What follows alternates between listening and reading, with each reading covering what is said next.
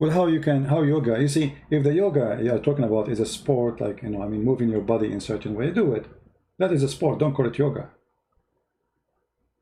If you like bending your legs, stretching your body, if that is the yoga, this is not a yoga, this is a sport. Yoga is something else. Do sport. And actually, if you want my advice to have a healthy life, walk. The best health practice for a human being is walking. Not running, not yoga, not sitting, not anything. Walking. People who walk a lot, they will live long healthy.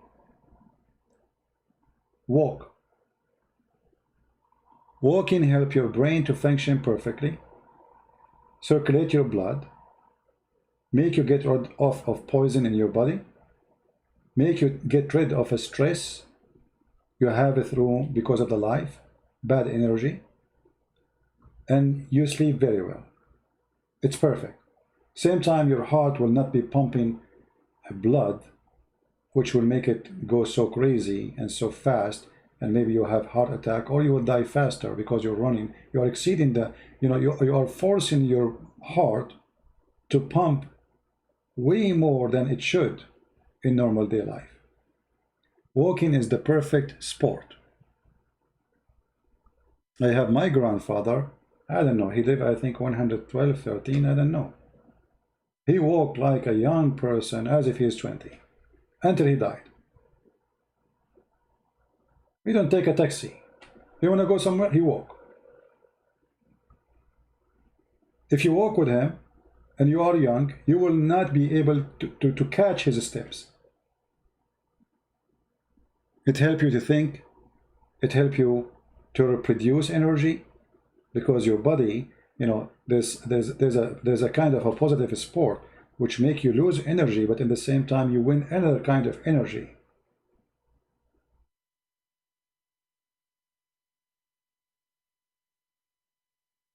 You do not need yoga. Yoga is a person who is, he decides to be lazy and he don't want to think and do things. It's like, you want to give yourself a break from being exist.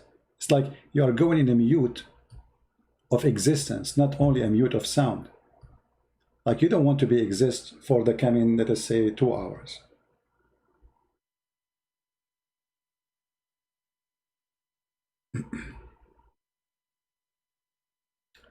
Uh,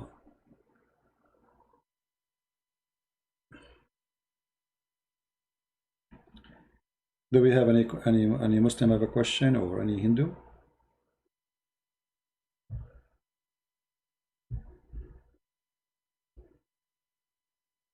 Anyone? So the conclusion of what we are saying today, that those who claim to be teachers, examine whoever, anyone, he tried to teach you something. Teacher, there's two kind of teachers. There's teachers who they are claiming the profession, and they are claiming a title of teachers, like a sheikh, a guru, even a Christian like a bishop, So you are claiming a title. Be aware of the title, because most of those who have titles, they don't belong to that title.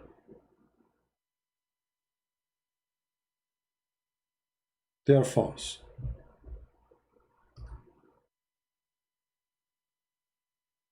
Very false. Any question?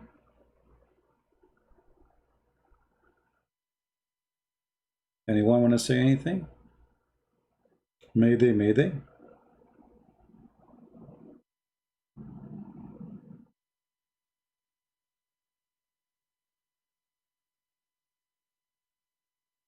And like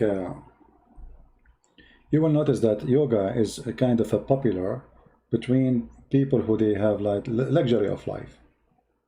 Like a Hindu or a Buddha priest who don't work. People, they work, give them donation, they eat. Like when I was in Asia, I saw some Buddha priest, and I saw how selfish they are. There's people begging for money all over the place. Women, they are working in prostitution in Thailand. The Buddha, they walk by and they bless everybody and take donation. So this is your job in life. They eat, they pray to Buddha, they collect donation, and they don't care what's happening in the country. Those poor girls, aren't they all your daughters? Where is the yoga? Shouldn't they get help? Human trafficking? Isn't it hurting to see young, beautiful girls used and abused for sexual entertainment? In a country full of a priest? Buddha priest? Where is Buddha?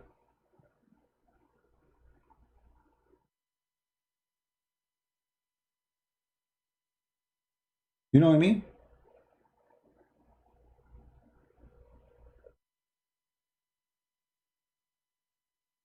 Where is Buddha? Where is the good ones? Instead of doing yoga, go and help those poor women. A guy, he come from Saudi Arabia with some dollars in his pocket. He sleep with your daughter. He spread AIDS. A man coming from America, a man coming from England, men coming from everywhere to use your daughters. Where is Buddha?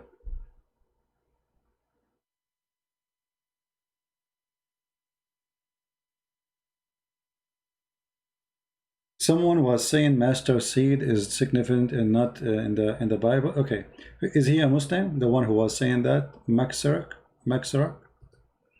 the one who's talking about the master seed.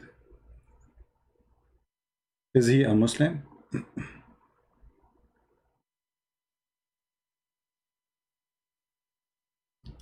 You know, Muslims are very funny. They come to you, they are copy paste. Actually, once I was debating a sheikh, and he said to me, well, master seed is not the smallest. This is a mistake in the Bible. The funny is that the Quran used the same statement copying the Bible, but those idiots do not know.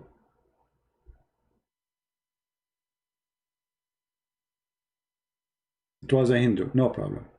You see, when the Messiah, he said, a master seed, he's talking about what people have in their houses, not something they do not know. What, he will tell them about electron and a neutron? Is that how God, he speak to people? What they have in their houses, what they see every day. So what he will say to them, neutron, electron, proton, what they are expecting. And then people, how, this is a parable, so my people understand. So the purpose of it is not science. The parable is how I make you understand. So this is a very stupid argument. Very stupid argument. Because we go after the purpose of the parable, why it exists. Nobody was saying, and Jesus did not say, this is the smallest thing in the world. Nothing is smaller than it. This is the smallest thing in their world.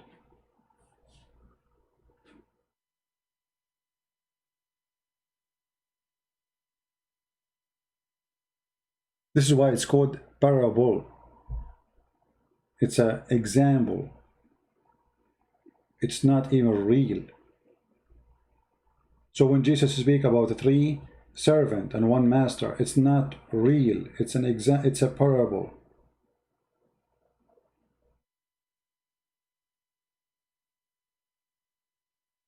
So, you know, when somebody trying to find something wrong in the belief of somebody, he can explain it as he wish. We don't do that. You see, when I was listening to this guru, I was listening to him to the end to see where this is going to end. There's no answer. Same when I debate Muslims, I show them their own interpretation. But if you want to debate me, you don't show me your own interpretation to my book.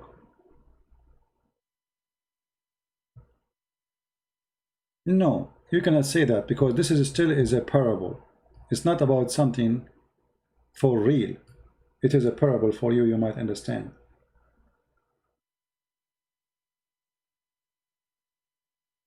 At the same time, how is going to talk about cars if they are not exist? Let us say we talk about things, but they are not exist, or people do not know about it. So how people will understand? Let us say I was in the time of Jesus, and Jesus says to me, the smallest thing is electron or proton. So what do I learn from him? What is a proton? I will be confused for the coming 2,000 years until somebody discover what is that. So then the purpose of the book is lost. The purpose of the book is to teach you, so you might learn something for your life, not to wait 2,000 years to discover what it's meant.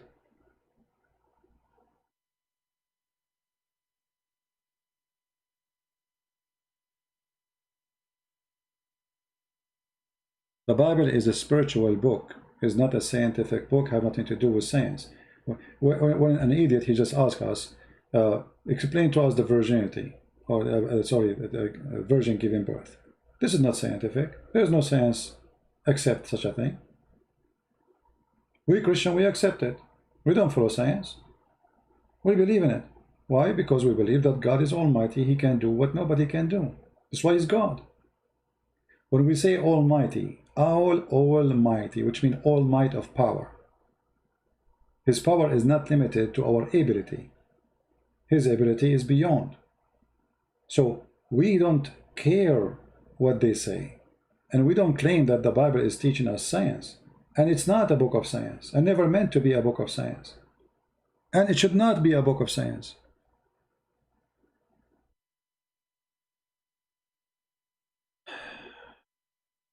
What about the lost years of Jesus? Who said they are lost? You see, if they are lost, it means they were there and they are lost. Where they are lost? How you came to the conclusion they are lost? The Bible exists for the reason of teaching us about Jesus, not about everything Jesus did. Imagine if we are going to write down everything Jesus said since he was born. How big this book will be. Like right now, I'm speaking for the last hour. Do you know how many words I said? How many pages? Just in 1 hour or two? So it's a very foolish to speak about lost years of Jesus. They never been lost. First of all, those who wrote the gospel, they witnessed what they saw, not something they did not see. As an example, John, he was not with Jesus in his childhood when he was young. So how he will witness for it? And why actually? What is the necessity of it? The mission of Jesus started in a certain age, and this is where the story starts. The book is written for the purpose of education about Jesus, the God, what he did for us, not everything he said.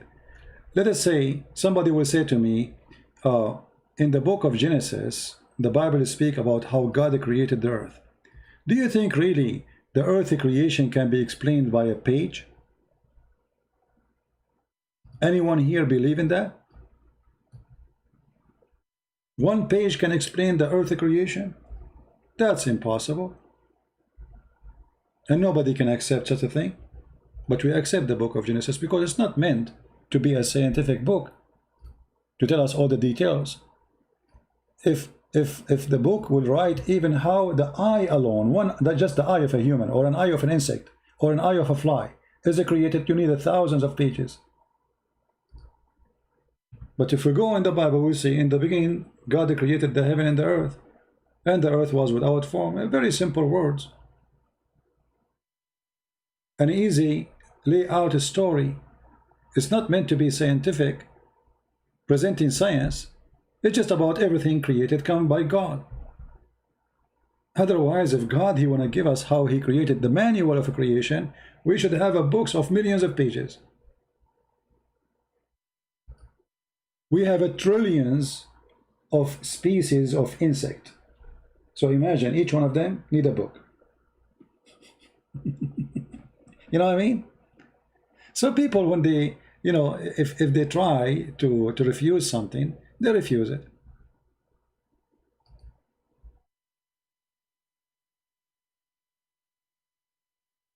That is such a hypocrite when Sadhguru explained in better way than CP was. Mr. Avi, do you like to call me and explain to me what Sadhguru said? Guys, Avi is a Hindu, obviously, and I played all the video of Sadhguru and we got no answer. Do you like to call me and tell me what is the answer in the video of Sadhguru? Can you do that? I will open Skype just for you.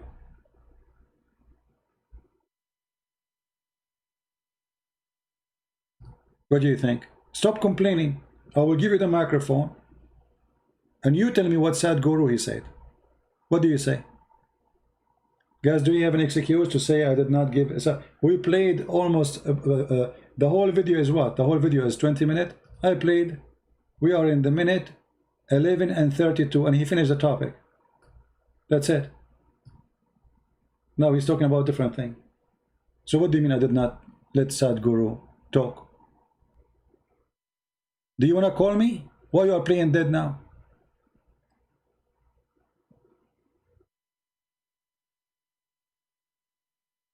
What do you mean show us verses about what you said about regard? What is that? What verses mean? What do you mean? Like what? You see, look how he changed the topic. A second ago, Sadhguru, he explained, and now he switched. You don't want to talk about Sadhguru no more.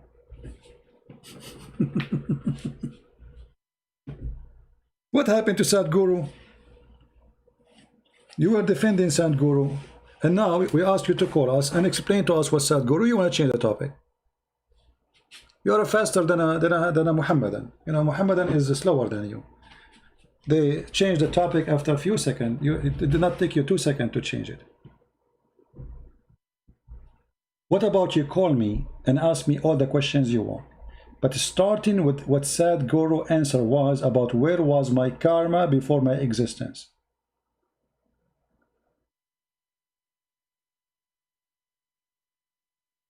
Do you like to call?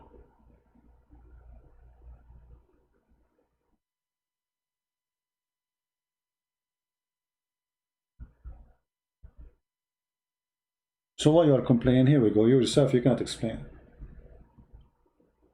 If you yourself cannot show us where he gave the answer, it means there is no answer.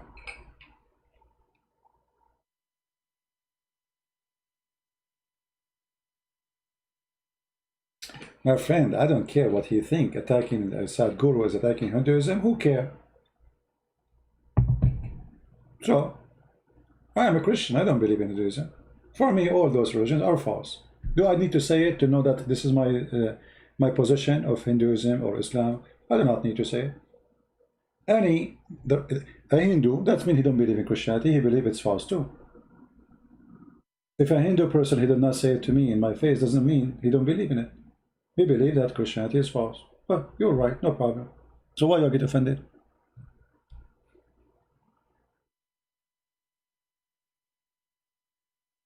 No problem. Avi, tell me when you are ready to call me. No problem. Download the Skype. But can you tell me right now, which part in this video Sadhguru he gave the answer until you finish downloading Skype? So we can go there. The video is in front of us. We did not close it. Which minute in the video Sadhguru he gave the answer for the person who gave the question? Do you know where he gave the answer? Or talk is cheap?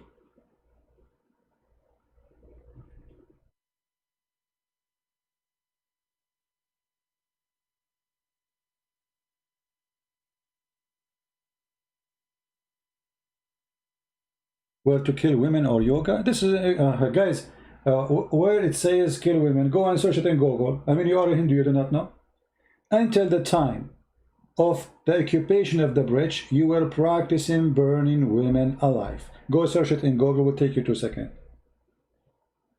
If you want to say to me it's not exist in verses, that's because you are stupid. What verses?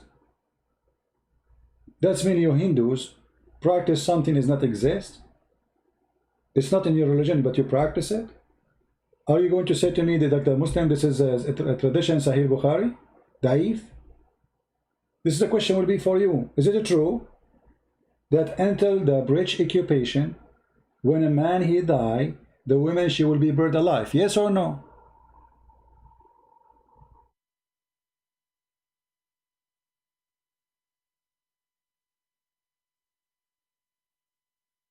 And the funny, Mahatma Gandhi, he said to the bridge that they are, they are not Christ-like.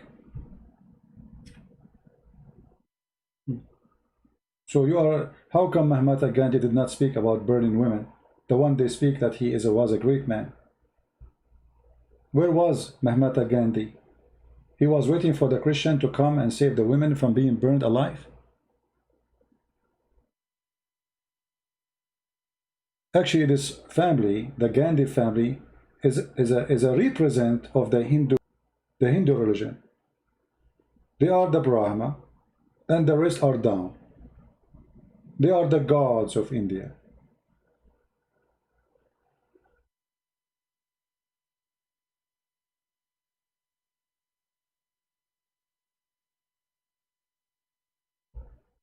It was called Shagman. Okay, let's search this. I don't know what it's called. I don't know what they call it actually.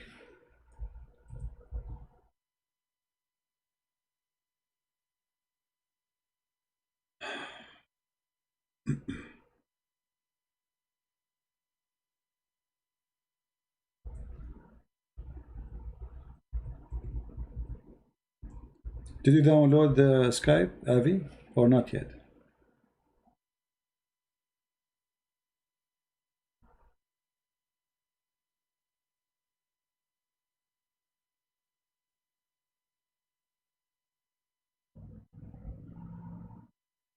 Yeah, here we go. We found the answer.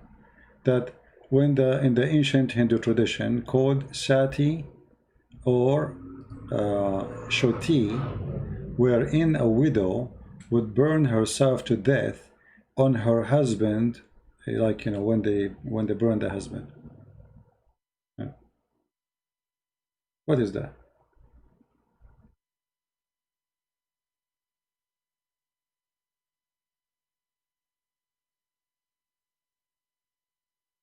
In which logic we can accept such a thing? That a man he died, the woman burn herself next to him. Regardless if you force her or she do it.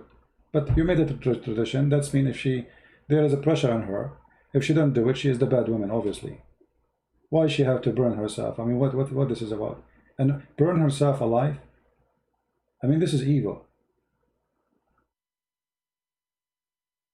Like, did she commit a crime as a punishment? No. That just the husband, he died.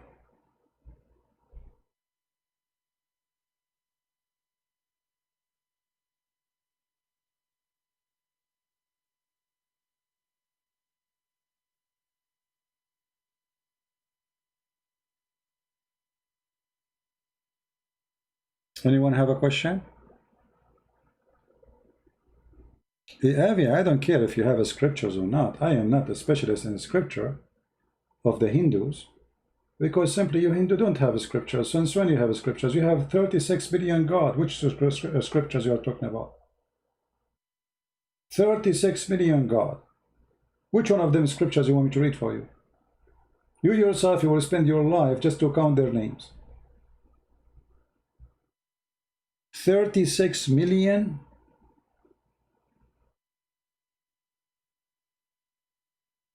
Million. And you are asking me to quote the scriptures?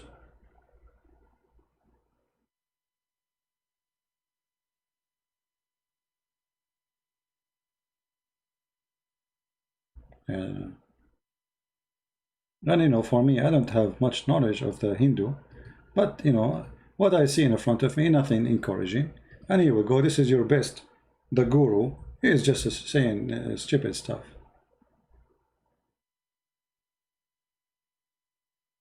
And actually, here we go. Somebody he posted for you the verses. It's called the Vishnosamarity, chapter 25, verse 14. And that's what it says.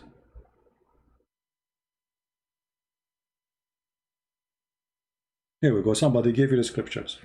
Are you happy now?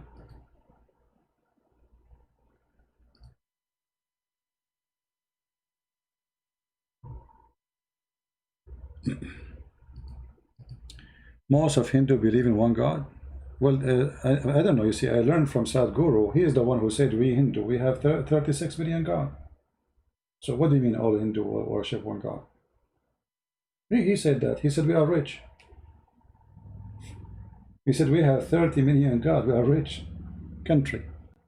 You know.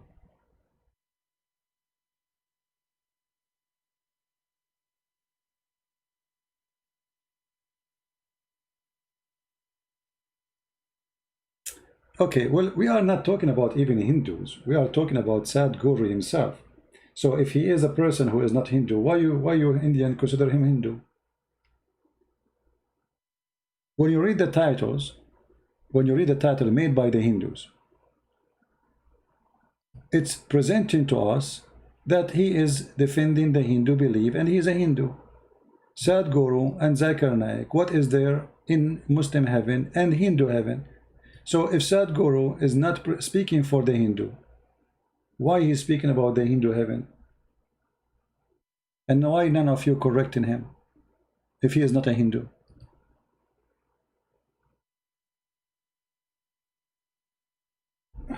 Somebody wanna call? Let me get my Skype. Hold on.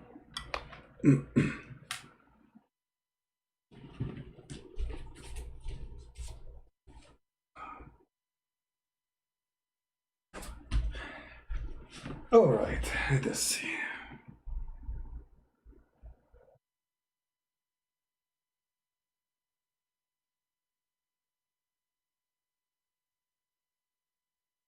Are you there, Avi? Are you ready?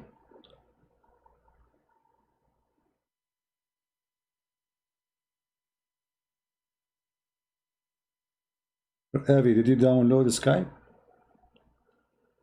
Sacrifice is bad. What sacrifice? If you are a smart person, give me a question in full so we can understand what you are saying.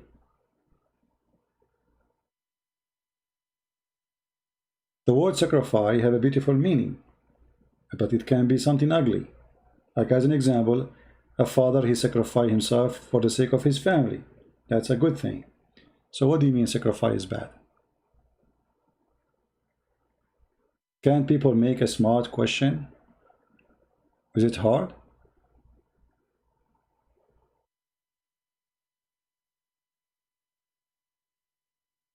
Are you there, Avi? I don't know why Skype is not loading. Hold on. Let me close it.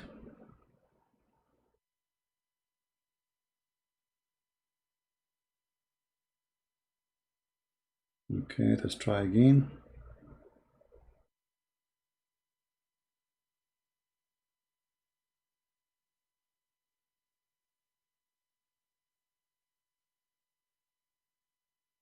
Are you ready, Avi? I am almost there.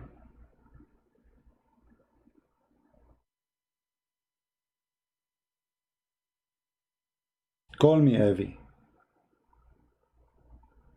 I am live on air, my friend.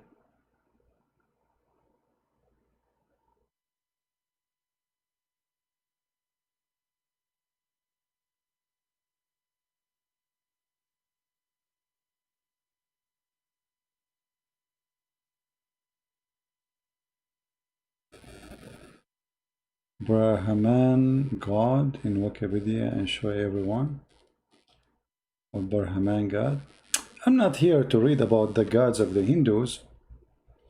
You know, this is not my target, but I'm just responding to this guy. Somebody asked him, you people, do you think he's a big shot? Look, there's a million view of this video. For what? He said nothing. I'm not here discussing the Hindus. I am not a scholar. You see, if I want to debate somebody in Hinduism, I have to learn about it first. What I know is very little, but it's not encouraging. 600 or 4,000. And this is supposedly, this guy, the guru, gave a brilliant answer. And this is my challenge for those who support this guy. Where is the brilliant answer in this stupid video?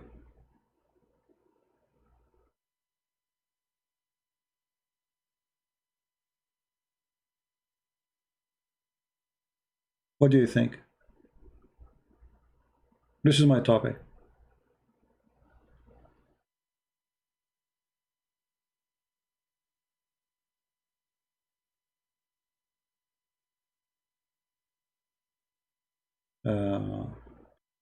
You are getting feedback in my microphone. How is that? Let's see. What about now? So what happened to this guy? Over here we go. I am in Sky.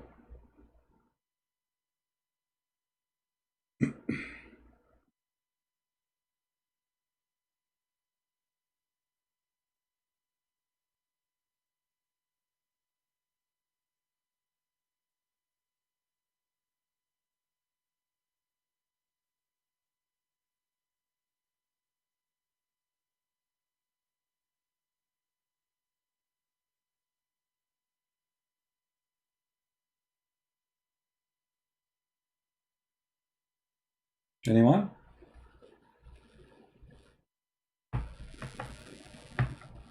Yeah, I fixed it. I did say inshallah. That will fix anything.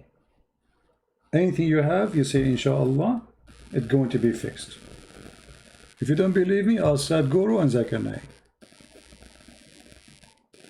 You will notice that both of them, they present the same thing.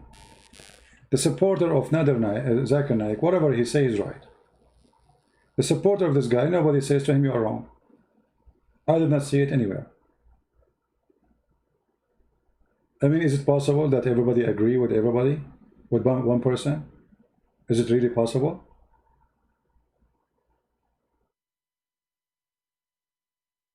The mic is buzzing again. I don't know, from my side I have nothing. No problem. Buzz buzz. I don't know why it's buzzing.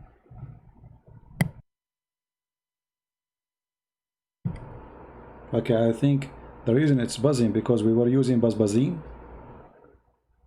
Is it doing the buzzing stuff now? Buzz.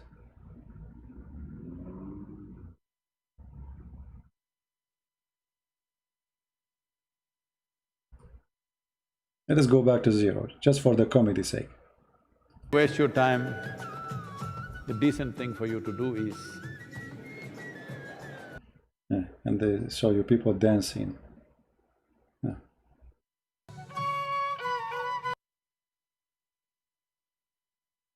Okay.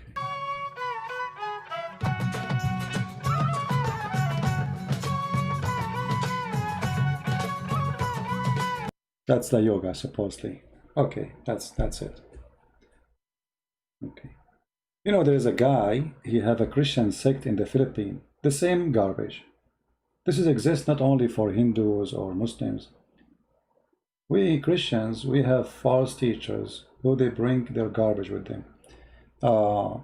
Let me find him. Hold on, give me a second. In the Philippines, this guy, he have a great, I mean, buildings, a lot of money.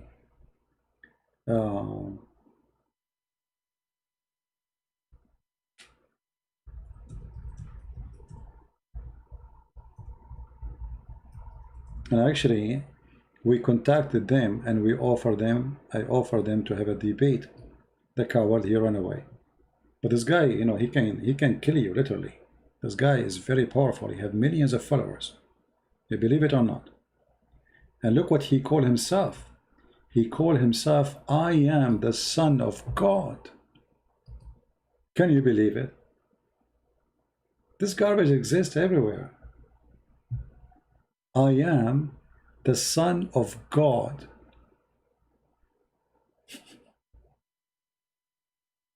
He claimed to be the Messiah. Palace. I mean, this guy is not only a scam, but a very successful scam.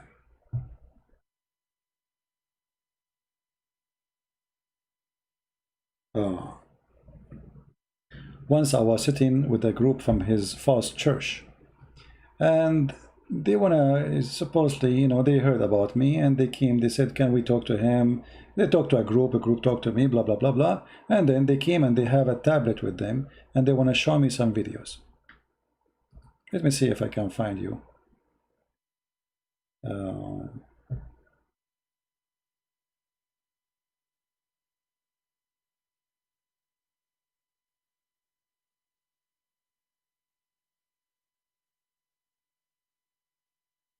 I will try to find something here.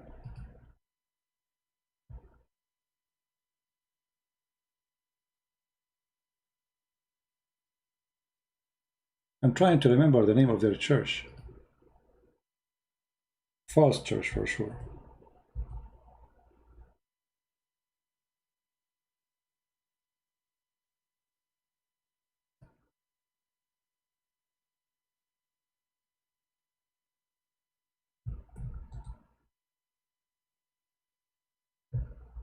Yeah, here we go. I found him, but I will try to find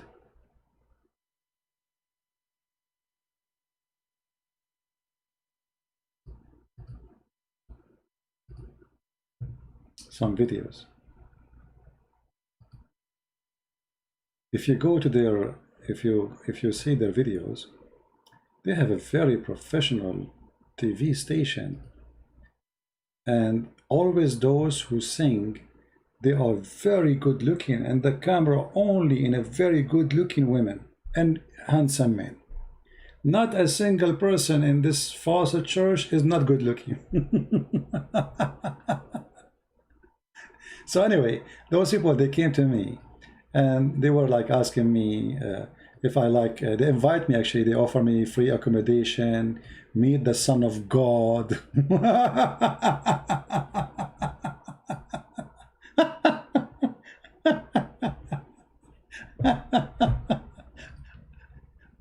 Oh boy, I mean, it was really hilarious. Anyway, actually, I was going to go, but then you know, Christians, they said to me, don't go, this guy is very dangerous. If he knew you're going to do something, you might end dead. You know, you have a big mafia. He's for sure, he's a very false person. Let us see.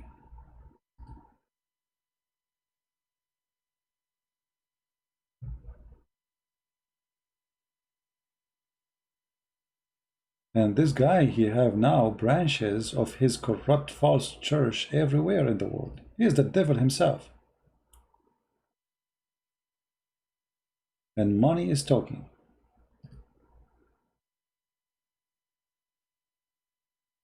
Money is talking. I will not be surprised if sooner or later they found that he is doing drugs like Muhammad. Let us see, somebody is calling. Hello? How many years you been in America, brother? Huh? How many years you been there? And you can't speak English? What you been doing there? Hiding, yeah? Hiding! Who is But the... all of these conversations you're having on Skype, you're hiding, boy! Who is the dog is talking? Mimi Hijab?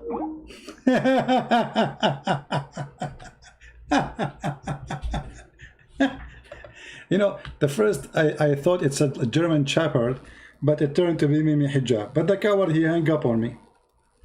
You see who is hiding? Son of Muta. Let us see. Son of Muta, like your prophet. How many years you live in America? You are hiding. I'm afraid of you. I mean, you are scared. Here we go. They are laughing at your God all over London. What you can do about it, you coward potato? What does that mean, hiding?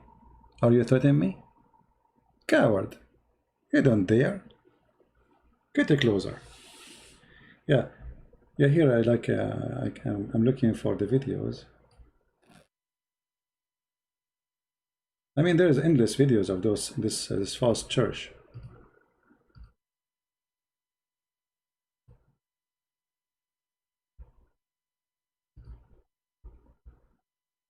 You see?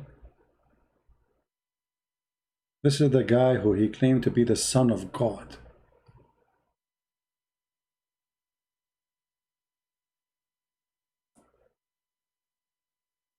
And every year he give himself a lot of buttocks. The son of God. Yeah, this is a recording of the coward Mimi. Mimi Hijab will never dare to call me. It is me who called him the coward, and he is the one who hung up like a potato. It's me who said to him in his face, I was quoting your filthy prophet, suckle me, son of Muta. And literally, they sound like a barking dog. Do you think one day any of those puppies, they would dare to call me? Here we go, my Skype is open, anyone can call me. And you are my witness. Why you don't dare to call me? As long as I am hiding. And how I'm hiding and they are posting pictures, they say this is me. Is that me or this is wrong person? Obviously it's wrong person then. So why you are posting a stupid picture there? If this is not me, you coward, son of Muta.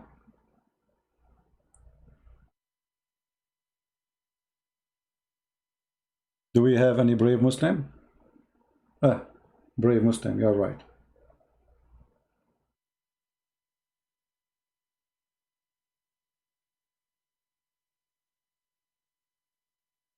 But you know what, just for fun, I'm going to call him back. What do you think?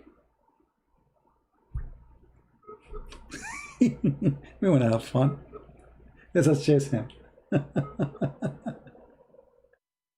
He called himself a Christian prince eater. The coward is not he's not answering. He's a Christian prince eater. They want to eat me.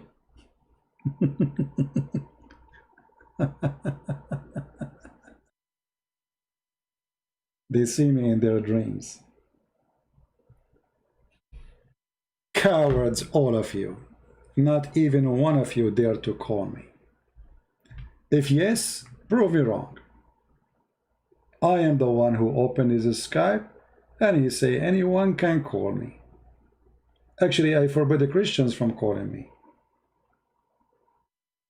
All people here, they are my witness. The same as this guy was able to call me, anyone can call me. So where are the Muslims who they can bring us something good? Someone saying, can I call? No, you cannot call. You have to be a Muslim. You are not. Let us see. We need a Muslim. Do we have any Muslim?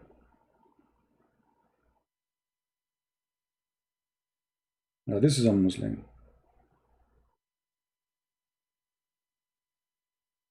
Ah, this is the guy who left Islam already. I decided to leave Islam. That's wonderful.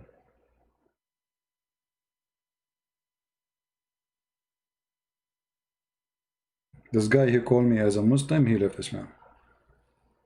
That's wonderful.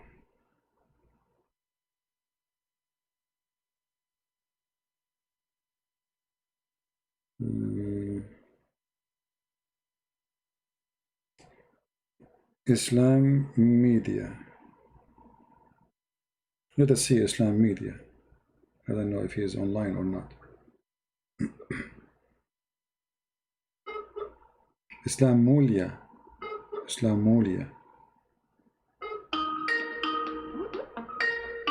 Oh, this is a different person calling. Hold on. I think this is Avi. Avi is trying to call.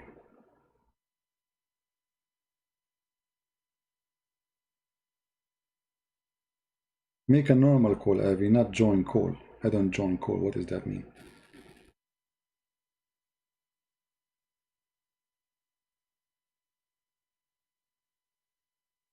Here we go. I'm calling you, Avi.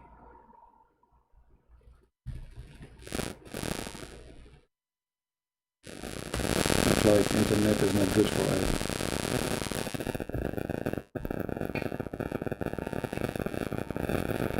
What Christianity teach? That's very weird. Hello? Yes, hello. Hello? Yes, Abby, how are you, man? Hello? Go ahead, you're live on air, Abby. What do you like to say to us? Hello. Hello. Yes, Abby, we hear Yeah, you. now I'm getting your voice clear. Okay, no problem. Go ahead. What do you like to say to us? Yeah, so I've been following you since past 1 year, and I'm a big fan of you actually. I mean, I've been following you since a lot of time, and I appreciate the way when you speak something, prove it with logics, you prove it with verses, and that is what I like about you. And that is the correct way to do things as well. I mean, if you say something, I will believe you if you show something like certain things that you said. Hello, Yes, I hear. We are listening. Go ahead. hello. We hear you. We hear you. Yeah, I mean, today, CP, I normally felt bad because of any Sadhu and other stuff. The way you talked about Saudis and Americans and Britishers coming and doing sex with Indian girls I did not say. I did not say Indian. No, I did not say Indian because I never said Indian. I spoke about Buddha priest.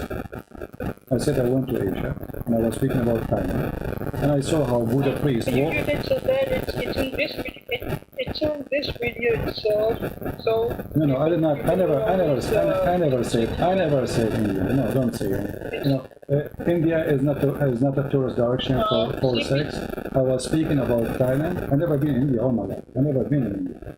I said I was there, and I saw how a Buddha priest, not Hindu priest.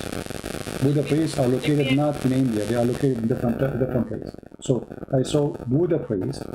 They are walking by with prostitution place, and all what they care for is collecting donation even from those poor prostitutes. Yeah. I hear you. Go ahead. I can't hear you. Your voice is echoing. I was saying, I did not say Indian girls. I was saying Buddha priest. Buddha priest. You can go play my video again. I never been in India. I never even entered Indian airport all my life. I cannot speak about India. CP, can you call me back? I mean, I'm not able to hear you, and I'm new to Skype, so I might not be able to do it. Can you call me back? All right, no problem.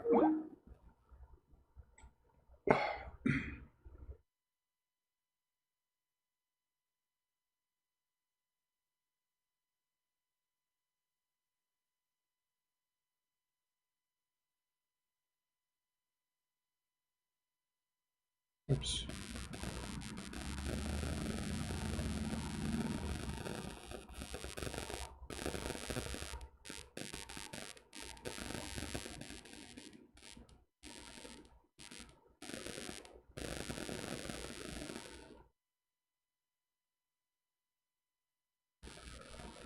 All right.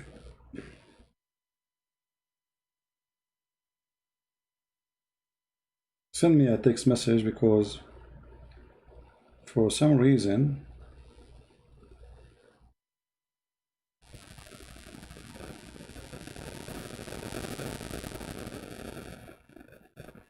I don't know.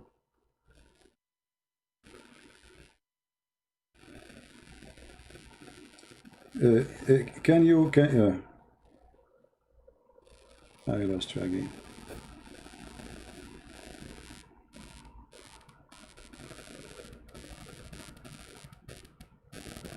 Don't do the group thing. Don't invite me to a group. Just make a call. I'm calling you now. And don't use your camera.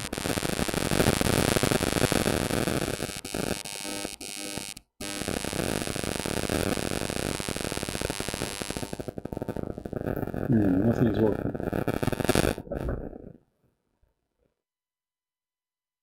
Hello? We have another caller. I have two callers at the same time. How that can be possible? The Skype is fine. Hello? Let me close it again.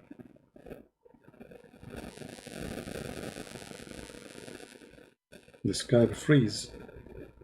You receive 2 callers for some reason, and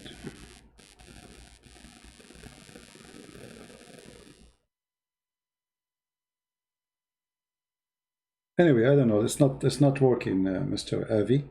However, I did not say Indian girls, and it doesn't matter really if they are Indian girls or American girls or what. We are talking about Buddha priest.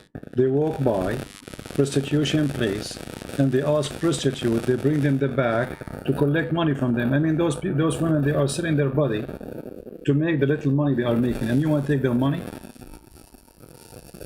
So a man wearing an orange uniform, calling himself a priest, instead of helping them to get rid of out of their misery, he is collecting donation from them. And not only that, those girls, they bow down in front of those priests. I mean, what kind of logic this logic is? There's a feedback, annoying noise. Okay, I don't know why.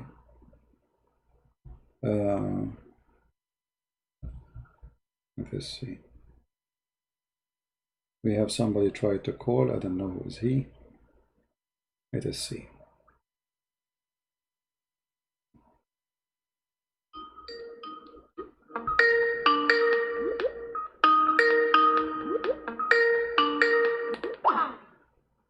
Okay.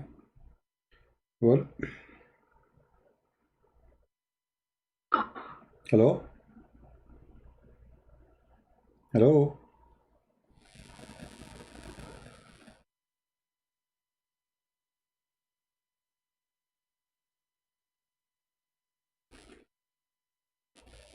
Hello?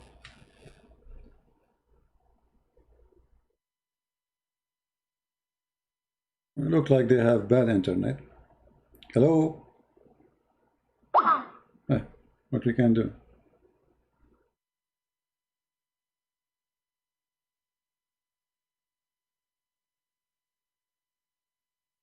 Let's try again.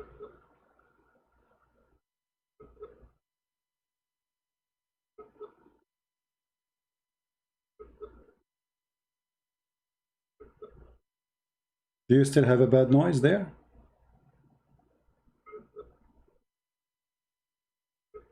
See, I'm trying to call them, but it's not working. What I can do? It doesn't matter what, you know, window burning things, if he's upset or not, my friend. I'm not against you. I'm against wrong things. You see? And yes, actually, we found the scriptures speaking about that. Or let us say what it's called, scriptures for the Hindu. You know? It's called Vishnu Simriti, chapter 25, verse number 14. So yes, it's true.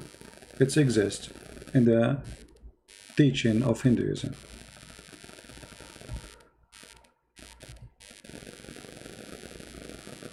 Like here, there's a Hindu website is explaining the practice of women being burned when the husband he died.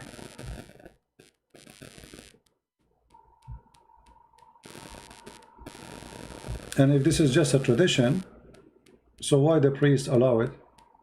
Because, you know, remember, in villages, in towns, nothing will happen unless the priests allow it and approve it.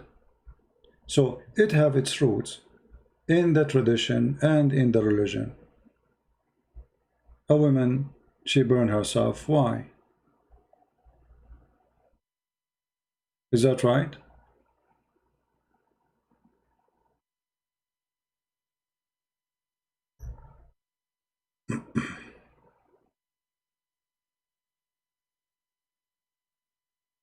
Let us see.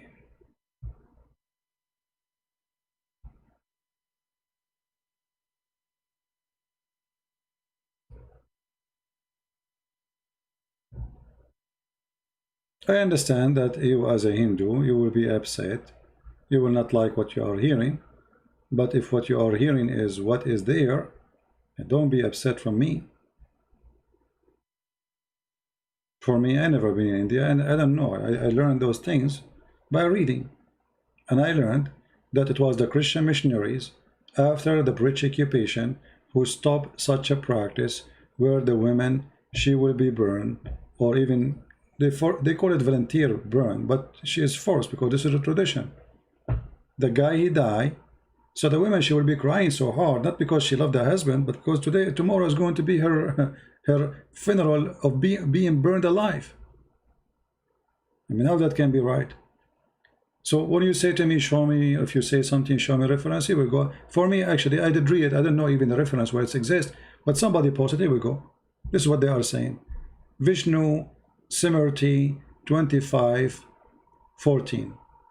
After the death of her husband, to preserve her chastity, or ascend peer after him, etc. So she burned herself. So you asked me for reference, here we go, this is the reference. So now what we will do?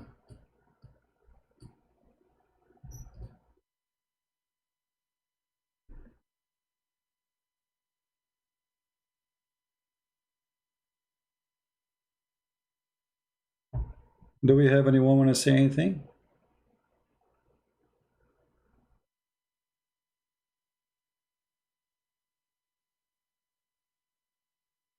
You see, if this was a punishment, even if it's severe, scary punishment, at least she did something, but she did not do anything. I mean, the husband, he died. If she is a criminal and the crime is extreme, I would say at least she did a crime. But she did not do anything, just the husband, he died, she is going to be burned. Same time, in Hinduism, which I don't like a lot, at all, is discrimination between society. So there's people who they are going to live poor, stay poor, and even if you get rich, by the way, like now, because of technology, etc., so you might be from a poor society, your son became a software engineer, he made an email or software, he became a millionaire, still you are going to be considered from the low society.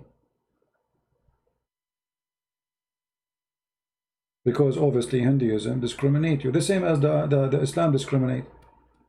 Islam discriminate, the Arab are the highest, the rest are just servants. Why Osama bin Laden became a leader in Afghanistan? Because he's an Arab, he's Saudi.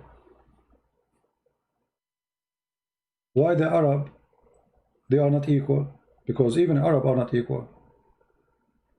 Even Muhammad, he said it clearly, that Allah chose from the Arab tribes. He chose from the nation's tribe. And then he chose from those tribes, from the Arab, certain tribes. And he is the best of his own tribe.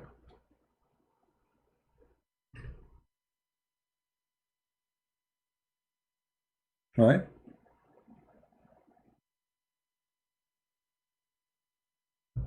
Do we have any Muslim?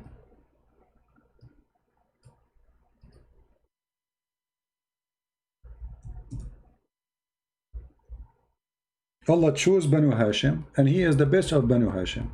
That's the whole story. So he chose from the Arab Banu Hashim.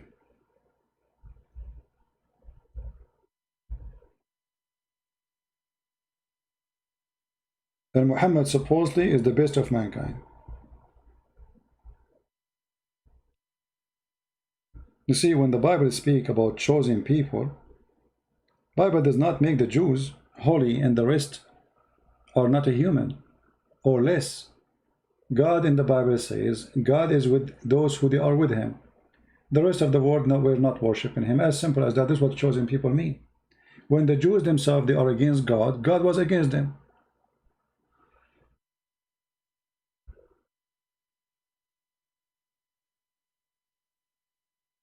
Huh?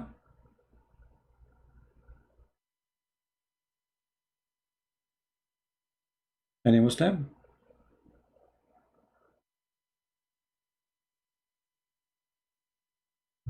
Who is a Muslim want to say something?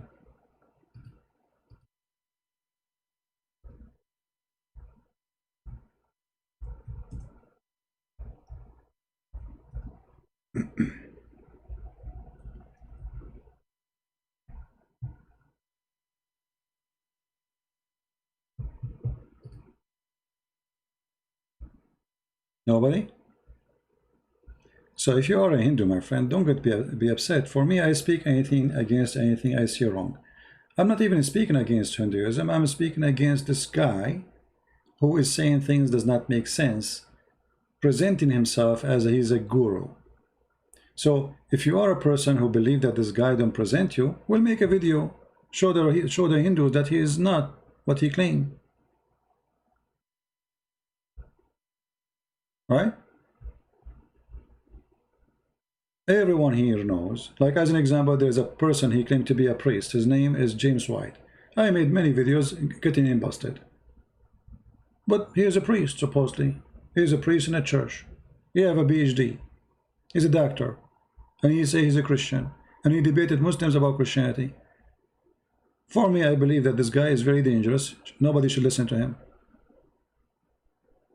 So it's not about you being Hindu.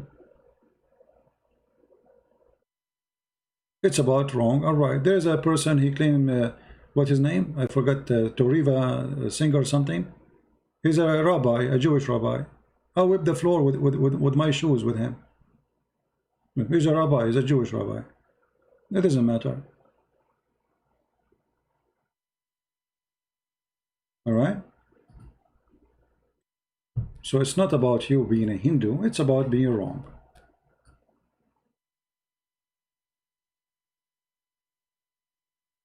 Anyone have anything to say? As an example, this guy Tovia Singer, he will never dare to debate me anyway.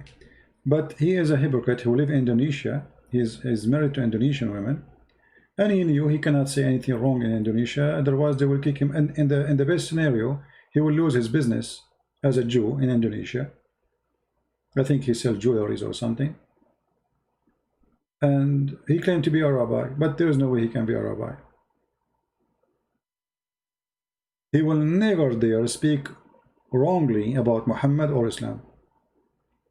But every time he go live, he attacks Christianity. And he says stupid things.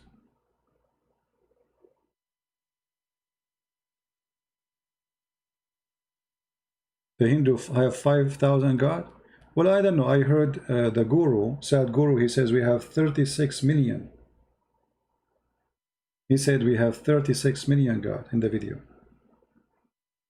So I'm not sure if he gave us wrong information too.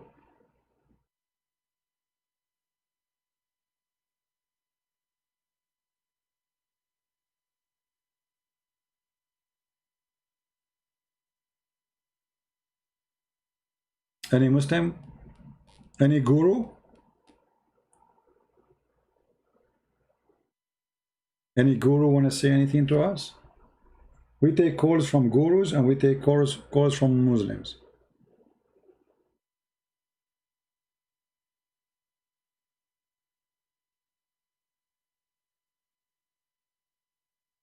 Huh?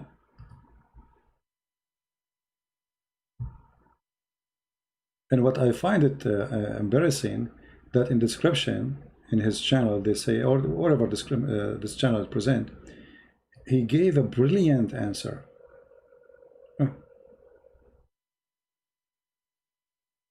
You are not calling, my friend. I hear no ring from you. I'm receiving nothing. There's a person, his name is Wanakaka Kokakaki, I don't know. Is that you? Let me call him.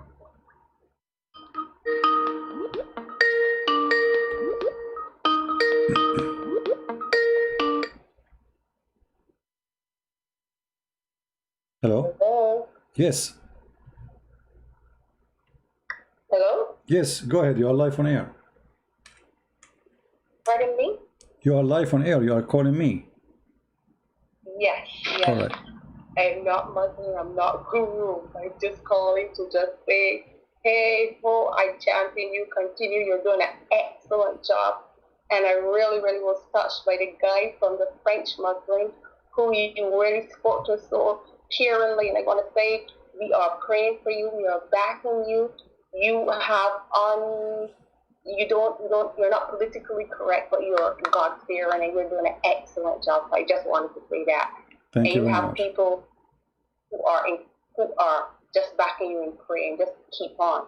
And God will protect you and bless you. I just praise God for the many who will come to know Christ through what you are doing, and many Muslims who will come to know Christ through what you're doing. Bless you, Christianity. Thank you very much. Which country are you from, if you don't mind to say? am from the, I don't want to say, but it's from Caribbean. Caribbean. Oh, okay. I like the Caribbean. That's it. You have to empty your house. I'm coming tomorrow. I will give you where I live. You stay here for 2 months. I go there. All right? We exchange places. I will give you my computer, my microphone, even my show. You go and talk as much as you want. Just give me the beach there. Deal? Deal. All right. All right. Take care. God bless you, sister. All right. Take care. Bye-bye. Thank you. Bless you. Bye-bye. Bye-bye. I mean, you are from the Caribbean. You are listening to me. Go to the beach. Like, hello? What are you listening to? Go to the beach.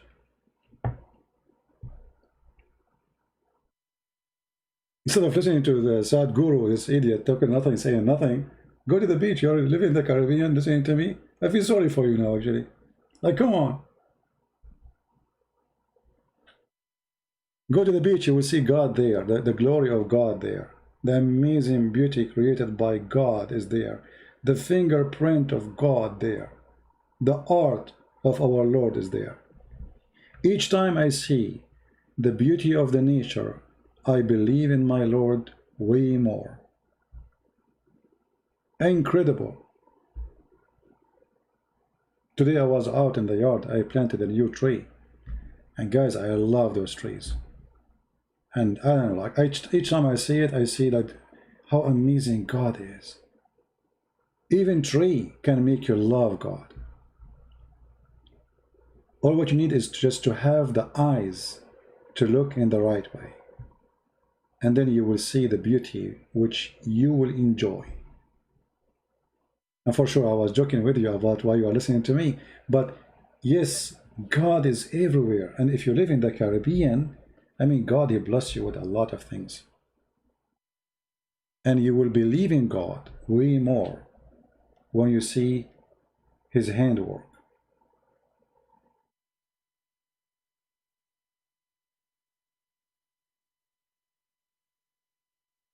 Anyone else? I thought we have a fish. It turned, no, not a fish. I thought I got a customer. خدني معاك إن كنت مسافر خدني معاك. Oh, take me with you where, Amelia? Hello?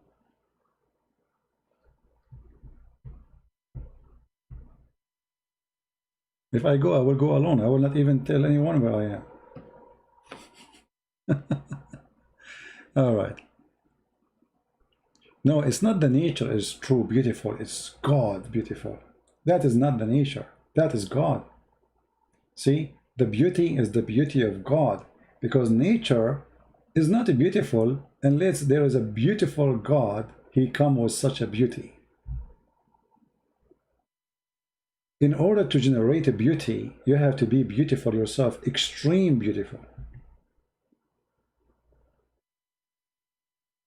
You know what I mean? An ugly being cannot provide something beautiful. And the ugliness here is not about just about a look. It's about the structures, the design, the suitable design, how they fit together. Each time I see the sky and the cloud, I love to look at the cloud. I love the cloud, especially when the cloud they are down and they have different color. Like sometimes the sun hit the top of the cloud is so white in the top, and then it go a little bit darker and darker and darker, and that lighting is a piece of art. The lighting alone is an amazing art. So if you are a person who don't want to believe in God, shouldn't you ask yourself how this beauty come to exist? Is it really an accident?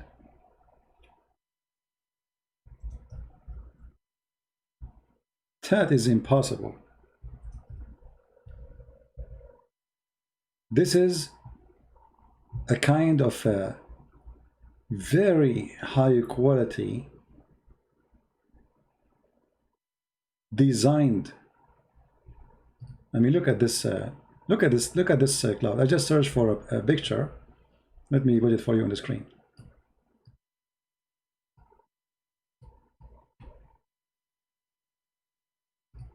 Look at this.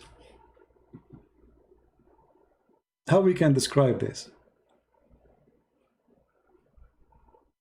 And then, like, I cannot show you the rest of the picture because it's too big, but you will see then the reflection of the cloud on the water. I mean, isn't it amazing? Or when there is a storm, or when there's, it's so beautiful. Actually, you recognize God when you see something ugly. And that is the benefit of Muhammad and Islam. You see how ugly Muhammad is. And you see how filthy Muhammad is. And then you remember that we need a savior from the ugliness of someone like Muhammad. Otherwise, we will lose all this beauty. So sometimes even ugly exists for a reason. If there's no bad, we will not know what good. If there's no salt, we will not know what's salty. If there's no sugar, we will not know what's sweet. Everything adds to us more knowledge and more understanding.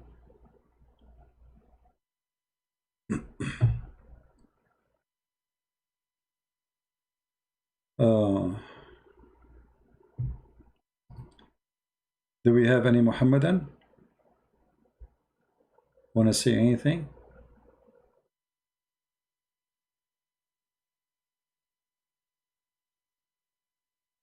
Yeah, you know, whatever this sad guru. Obviously, this sad guru is sad, you know. Obviously, he say things. It's philosophy, and he bring his own philosophy and he mix it up together. And actually, if you watch his videos, he say things contradict what he say in previous video. He's the same as Muhammad somehow. But you know, people, they like to listen to those who they have, let us say, skills of talking, but in the end of the day, they teach you nothing, and you cannot take anything against them, supposedly. But not for me. I sent you Ivy Skype. Well, he wasn't. He's in. You know, he called me. I was spoke to him, but it's not working. You do not need to send me Ivy Skype.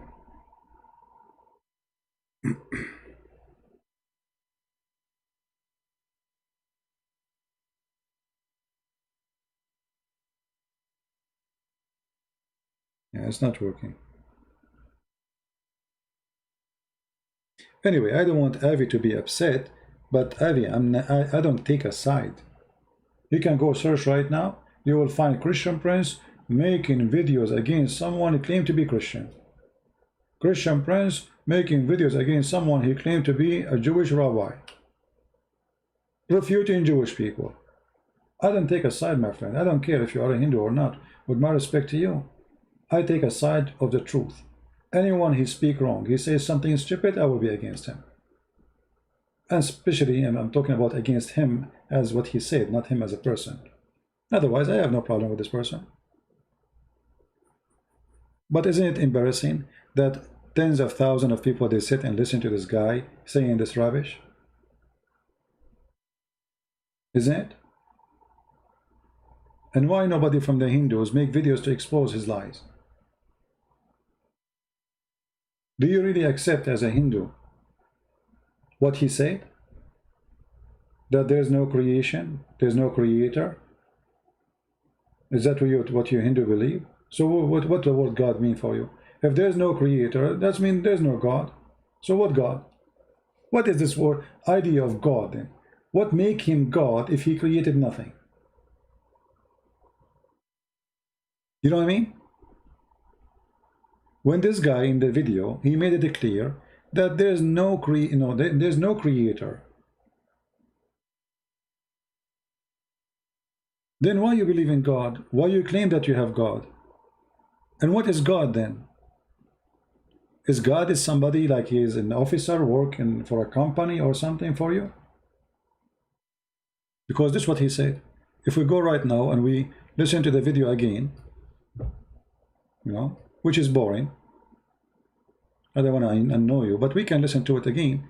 You will find that, you know, the answer is very silly and very stupid. There's no God. But yet he said we have 36 million gods, 36 million.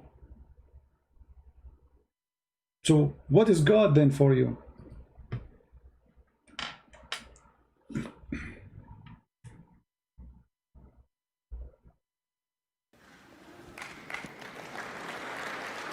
And what make it more funny is the same as Zakir Naik. Whatever the guy in the stage, everybody clap. Like amazing, so good. Doesn't matter what he say. The guy, even if he sneeze, they will clap with their hands. That's true. Allahu Akbar. Now, even I'm wondering about that about you. Making fun of the person. Well, no, you're a decent guy, I'm like this, what should I…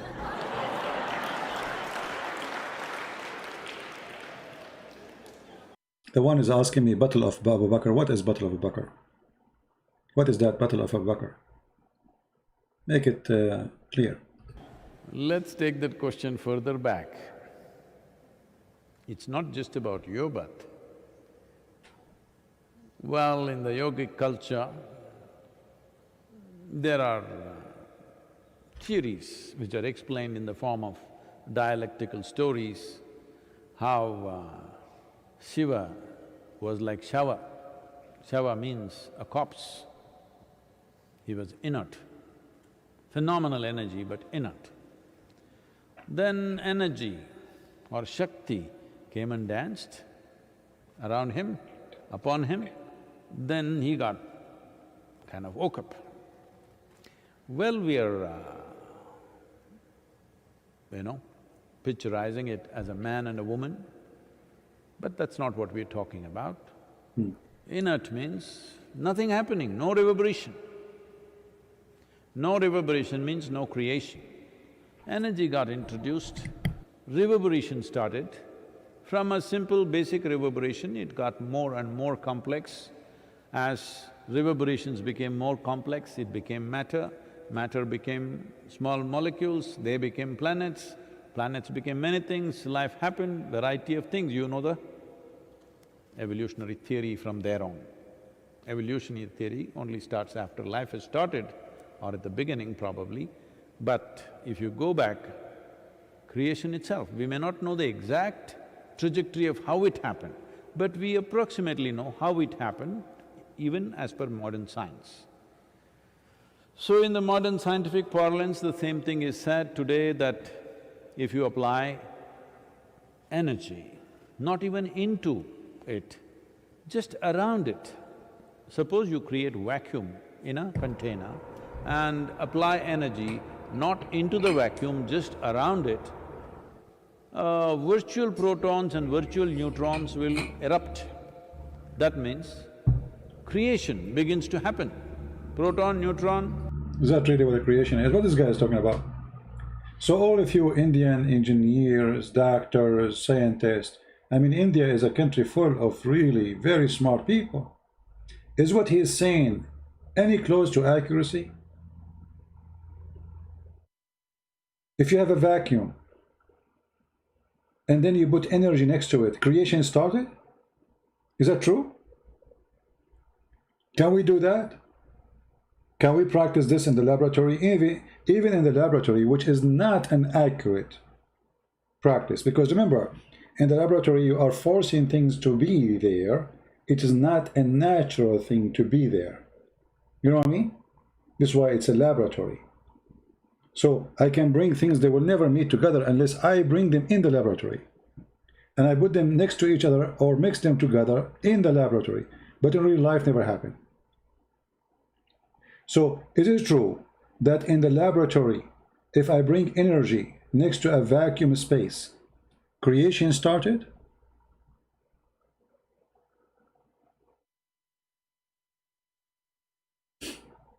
You know what I mean?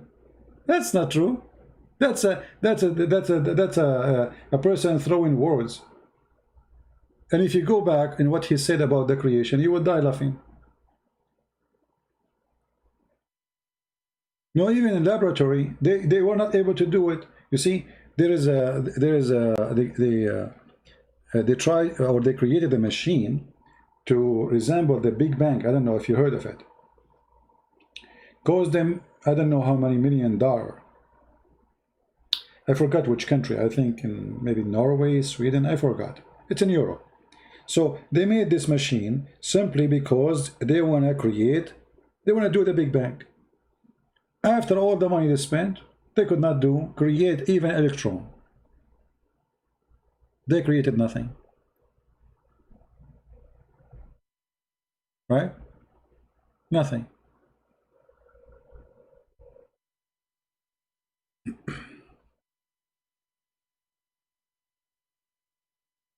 Was Hindu tribe in the Arabian Peninsula at the time of Muhammad and his companions? I believe strongly that the Arab are Indian. There's nothing is called Arab. I believe all the Arab are originally Indian. And I can prove it to you very easy actually. As long as you're asking this question. If you look at the map, you will see how close India is from Saudi Arabia. Very close. Extremely close. But I will prove it to you in a different way.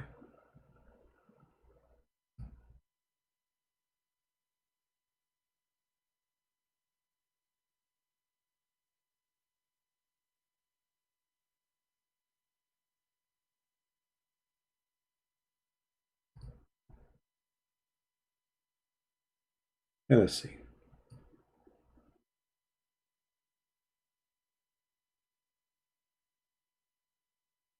Take a look. If you see this guy in Pakistan, are you going to notice that he is an Arab or he is a Pakistani? He is from Pakistan. He is 100% from Pakistan. Those are Indian. There's nothing is called Arab. Their hair, their mustache, their skin, their height, their body shape is Pakistani Indian shape. And Pakistan is the most one, is so close to Saudi Arabia. So I believe strongly that those who they are called Arab, those who live in the desert, Arab mean people who live in the desert. You know, it's not an ethnic. It's not the name of an ethnic. It's an Aramaic word for desert. You see, the word Aram mean the one who live in high place. So the sons of Aram, he was called this way, for he will live in high land. Those who live in the desert are called Arab, for they are living in the desert, which is Arab. So people being given names based on the location they are going to live in. If you go and check all the clothing for the people of Qatar, Bahrain, Emirat, Saudi Arabia, you will see it is Indian clothes. If you go and check the clothes of the people of Yemen, you will find that they are wearing Indian clothes. They have a sheet around their waist like a skirt. It's Indian, literally Indian. Those are new clothes. This is not really an Arab tradition clothes. This is new. The real tradition clothes is the skirt which they wear. Now you see them. You see this the abaya or the bisht. They call it the bisht. The one they are wearing around their shoulder. It's covered by gold. If you look at this golden thing around the coat, this is literally made from gold. But those people, they never have this luxury. This is after the oil and the gas. And their clothes was not even like this. It was very horrible. There's holes in it. They wear a skirt. Sometimes they don't even wear anything. Like they wear like a Pakistani style trouser. So this is all is the luxury life. This is after the oil business. But if you look at the look, you will find that those are not anything except they are Indian. Go right now and look at the map and you will see how far is Pakistan from the borders of the Kingdom of Oman, which is part of Saudi Arabia anyway. You know, the Kingdom of Oman, Sultanate Oman, This is the Arabian Peninsula. There was nothing. Those are new countries made by the British. Emirat, Bahrain. This is British business. They never exist.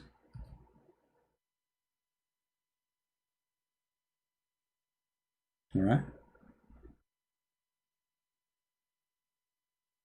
So there's nothing called Arab today. Anyone who speaks Arabic, they call him Arab today. This is how it is today. But Arab are not an ethnic. And actually, even Muhammad, he proved that to us. If you remember, Muhammad, he said Allah, he sent the Quran in 7 reading. What does that mean? They say to you 7 dialect of Arabic. Okay, how different that they are, those dialect, to the point we need 7 dialect if they are one language. You know what I mean? If it is one language, why we need it in 7 dialect? I mean, if the difference between this and that is 1 letter or a pronunciation of a letter, what a big deal. So why we need 7 dialect? Because they are not one nation. If I go right now to Yemen, I will not understand what they are saying. I will have no idea what they are talking about.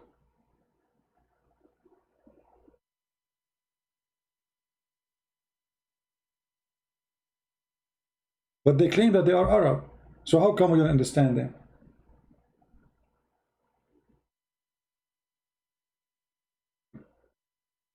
What is the crown? A gal. They call it a gal.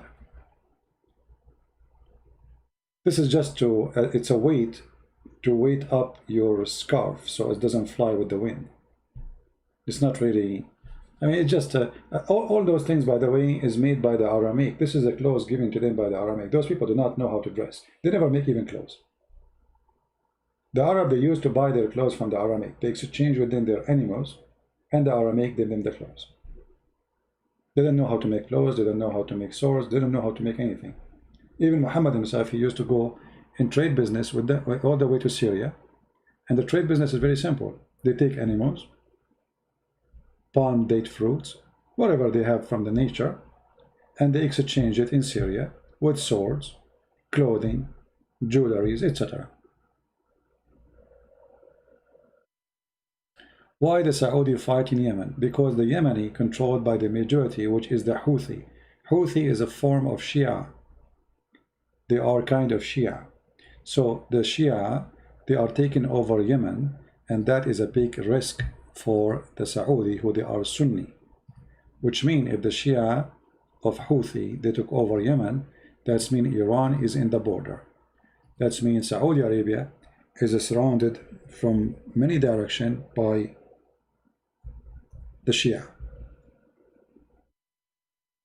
And that will be the end of Saudi Arabia. So if you look here at the map,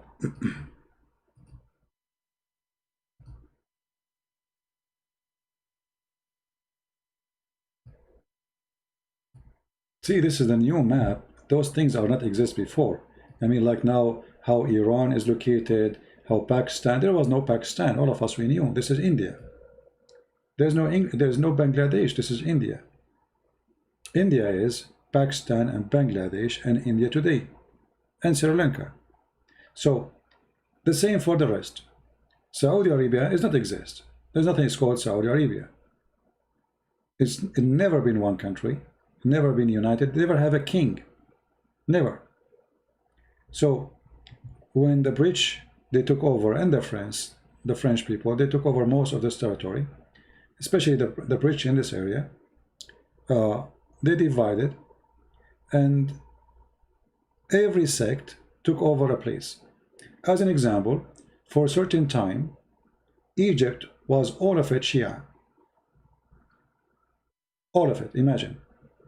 This was in the time of the state of Al-Fatimiyyin. If you remember before, I mentioned to you the story of Al-Hakim bi Amrullah Al-Fatimi, which means the ruler by the name of Allah, the Fatimi. Fatimi supposedly come in from the descendant of Muhammad daughter. Those, they were Shia, and they are the one who built the Azhar University or mosque, which now is the center for the Sunni. What happened is that those Shia, they depend in some fighters' slaves, and then those fighter slaves, they took over the ruling, and they converted into the Sunni sect. And by converting to the Sunni sect, they forced all the country to become Sunni. So you can say overnight, Egypt from Shia country became Sunni country. And then Yemen. The majority of Yemen is Shia. And this is Iran. Iran, 90% of it is Shia.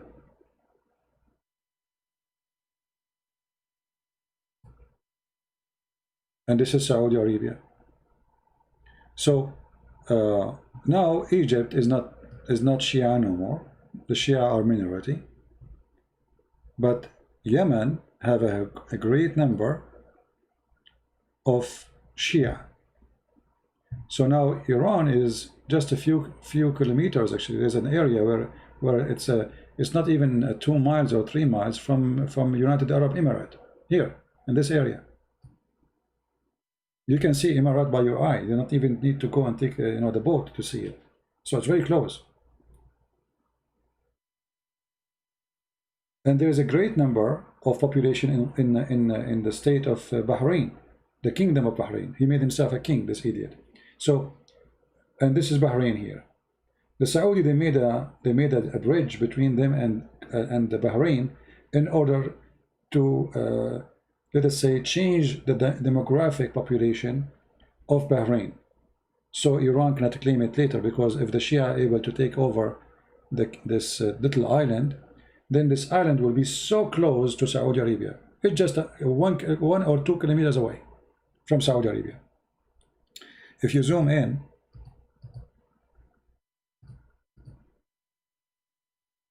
let me show you here.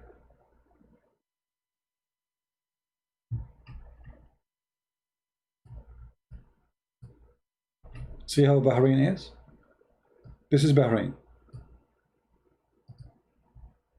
And this is the bridge the Saudi, they made between them and between the island. The majority of the population in Bahrain is Shia.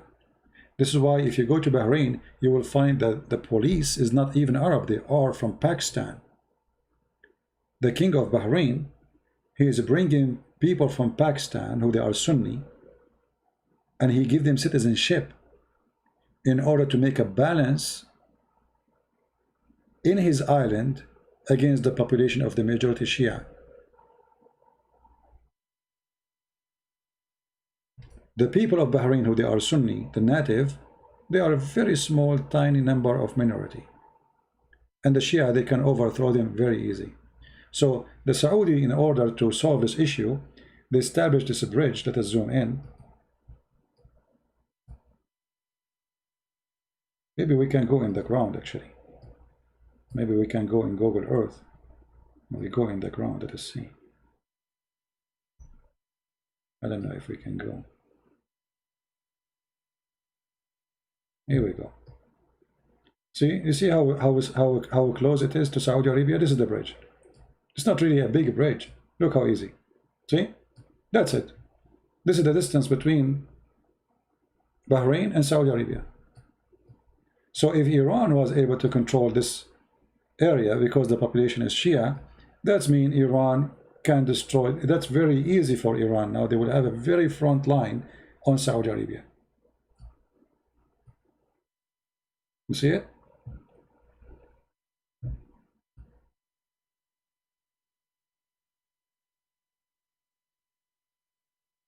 CP have a different view about India than it is reality. No, my friend, I don't have a view on India at all. I did not. Guys, did I say anything about India? What this guy is talking about? Why is making it personal?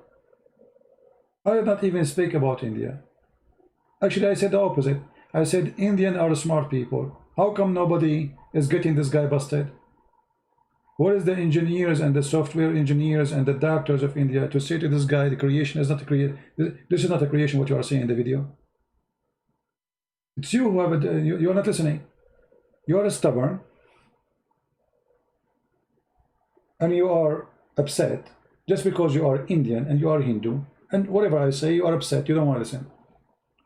Even you said to me, I said that Indian girls, they do this and that. I did not mention Indian girls. Guys, I didn't say anything about Indian girls. What's wrong with you? I said I saw Buddha priest. I saw Buddha priest collecting donation from women do prostitution. Yet they will not help them. Buddha priest. Is Buddha priest or Indian? I never been in India. But you cannot handle the truth. It's hurting you.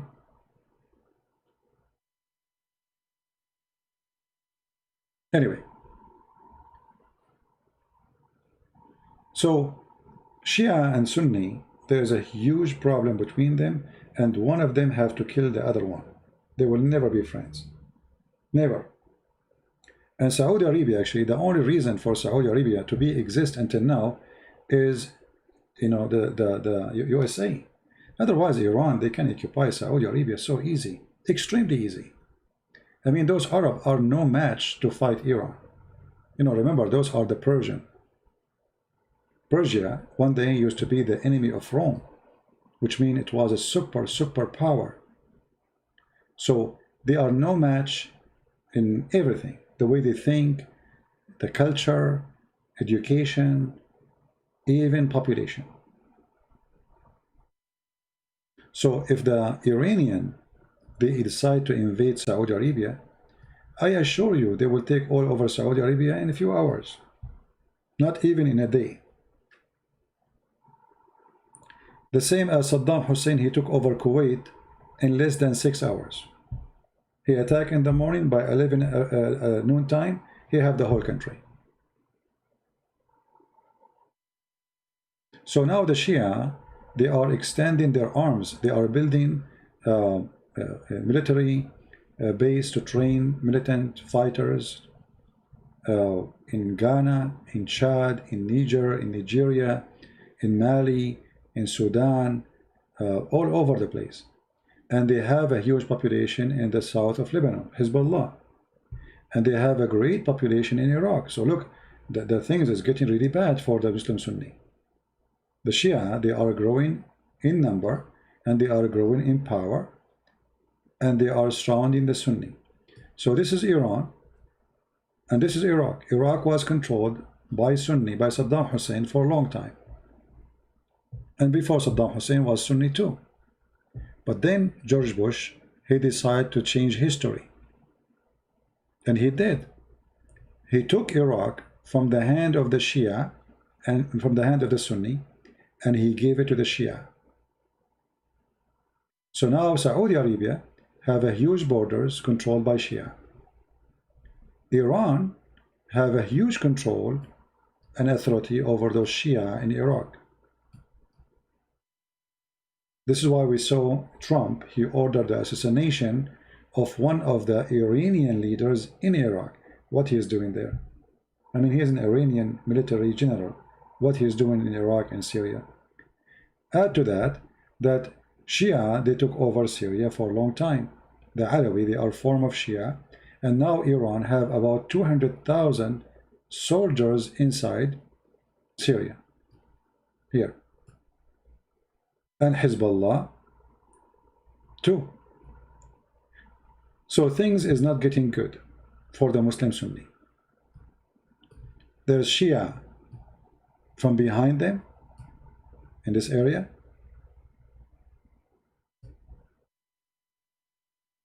And I forgot to mention that the Kingdom of Oman is a kind of a form of a Shia. So things is really ugly. But this form of Shia, they don't take side, but still they are kind of Shia. So look what's happening here. Emirat and Bahrain, Saudi Arabia, they feel the threat. The Shia is all over the place.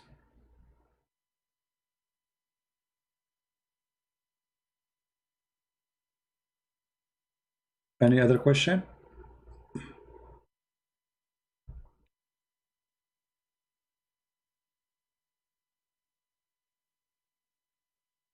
Anyone?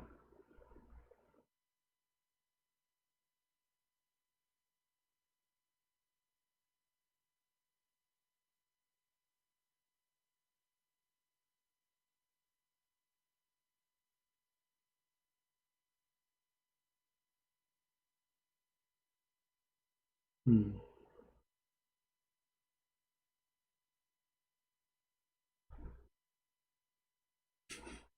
This is Budi from Indonesia.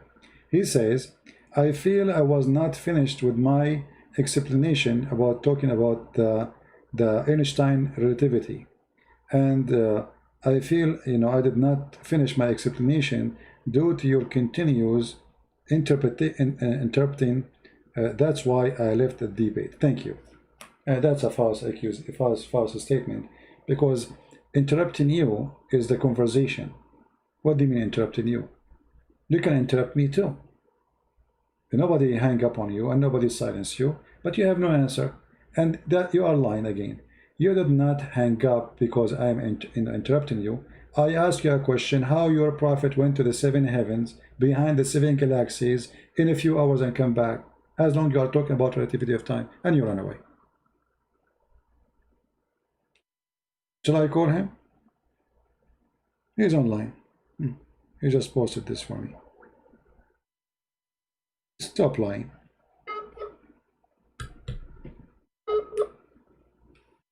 Have you ever visited Israel? No. I wish one day.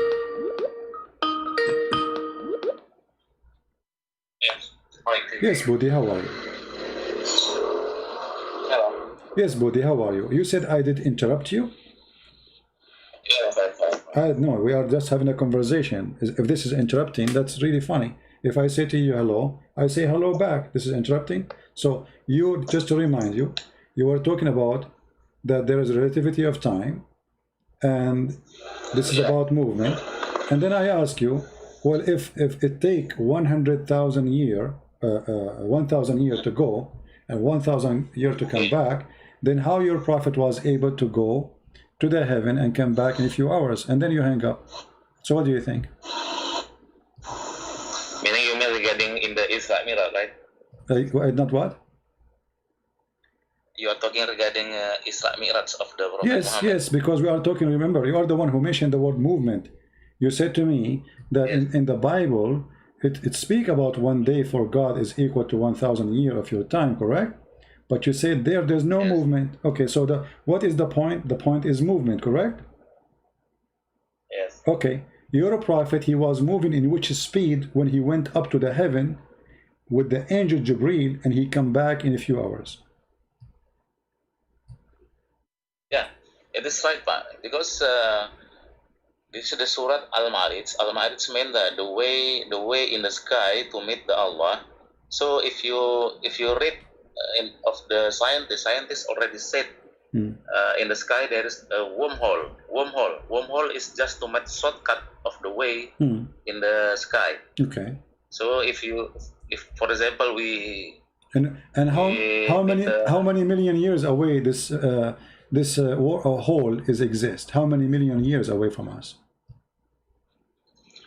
actually, as per scientists say, the wormhole, it will be much shorten the distance. I cannot say This what is another the question. distance, This is another question. but, it will shorten. This is another question. You see, now you will say I am interrupting you. This is not interrupt. I'm just asking you, try to understand how many million years this hole is far away from us. So you see, you're avoiding what scientists they say, and you misquote science, claiming it is science. Because if you want to talk about that hole, then we have to talk about Muhammad. He have to go for millions of years before he arrived there, in the speed of light, not in the speed of a flying donkey. So again, we go back to zero. In the speed of light is the speed they are talking about, yet is going to take millions of years. Your prophet, he went up to the seventh heaven in the top of a donkey in a few hours and came back, when you are the one who said that the Quran speak that there's 1,000 years to go, 1,000 years to come back, and this is in the speed of light theory, because you are using Einstein, right? Yeah. Okay, so speed of, Like this part. okay, in the speed of light, 1,000 years to go, 1,000 years to come back. Okay, what speed Muhammad he used to go to heaven and come back with the angel, who is his speed maximum will be is the speed of light? CP, I was not saying that it consume 100 years. I'm not saying that. I was not saying that. No, not you I saying just that. said The it is Quran said that. speed. The Quran says that, my friend. The Quran said that is going to take you 1,000 years to go there, right? That is misinterpretation, sir. What misinterpretation? Okay, read the verse for us. Go ahead. You give me the interpretation, you name the scholar, and I will read it for you. Or you can read it for us. Once again? You are saying this misinterpretation. Get me busted. Go ahead. Yeah. Okay. I've said that maybe our like Ibnu Katsir maybe already misinterpretation. They are not totally wrong. So the scholars they have misinterpretation, and you are the one who have the correct interpretation. Prove it. The scholars who speak Arabic, and they all exist for centuries, and they are the one who taught you Islam. They are stupid, and you are the smart one who have a correct interpretation. Give us the interpretation, go ahead, and how you can prove the interpretation of yours to be true. What is your interpretation for that verse? It's like this part. In the school, in the 18 years old, this lesson already studied. In the 18 years old already studied in the school. This relativity Einstein. What does have to do with my topic? Can you prove to me, my friend? Don't change the topic. Don't change the topic. Don't change the topic. Don't change the topic. You say the interpretation of the verse, the scholars they give is wrong. Give us the interpretation of the verse. Go ahead. The verse in front of you. Yes, Ibnu Katsir. It is he was alive. It is in the 12th century. He alive. Now already 21 centuries. So the interpretation should be updated. So, but the Quran is updated or still the same Quran? Same Quran. Okay, the Quran is so clear. I mean, what's wrong with this religion? Are you saying to me by the change of the time we change the meaning of the Quran? That is funny. Same time, the Quran in front of us says very clear words. It take them 1,000 years. It take them 1,000 years for those angels to travel. Did the date and the time change? So the interpretation will change? No, it's the same. It's 1,000 years. So give us the interpretation. Go ahead. CP, you should change your time consume minded. You should change it. It is not time consume. Really, it is not time consume. My friend, so please check. It's time consumed because it take them 1,000 years to go. So they have to consume time.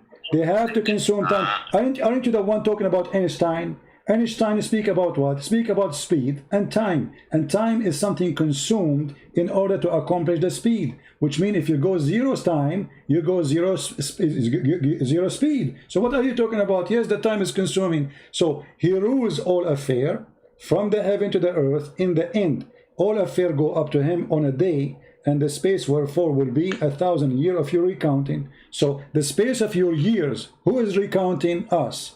This is a time we are counting it pass. Go ahead. If you read the formula of the time relativity or exactly special relativity of the time, it is not talking regarding time consumed, sir. No time consumed on that formula. Well, that's mean you are using the wrong formula with the wrong verse, because the verse in front of you, look what you just said. If you read the Einstein formality, he is not talking about time consuming. So why you are using it with a verse speaking about time consuming, if it is what you are saying?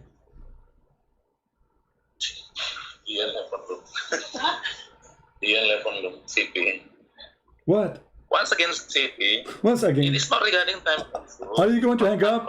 Are you going to hang up and you say I did interrupt you? Why you are using if Einstein, and this is not true, Einstein he is using the time consuming because time is about consuming. There is no time if nobody consume it. Time is exist only for the one who consumed the time.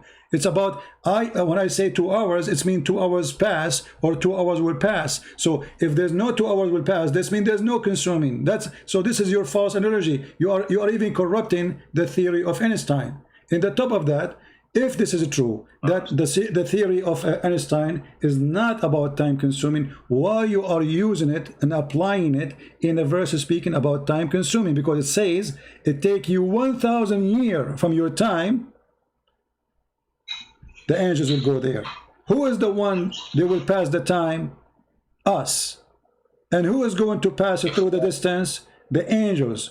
And how long is going to take to the angels? 1,000 years of our time. And there's time too will pass not only to us, will be passing to Allah.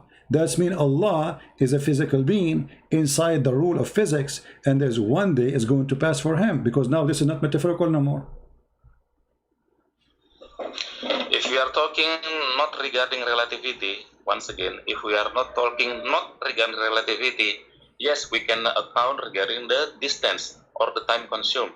This is time relativity. Okay, can you read for me can you read for me what relativity mean? The relativity of time. Go ahead. Teach us.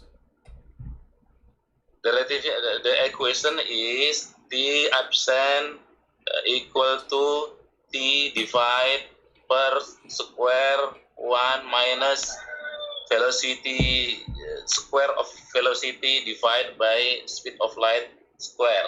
Okay. So there is okay. Hold on. Okay. Did you just say divide by the speed of light? Yes, of course. Okay. And the speed of light is it okay? When the speed of light run, does it consume time or there's no timing?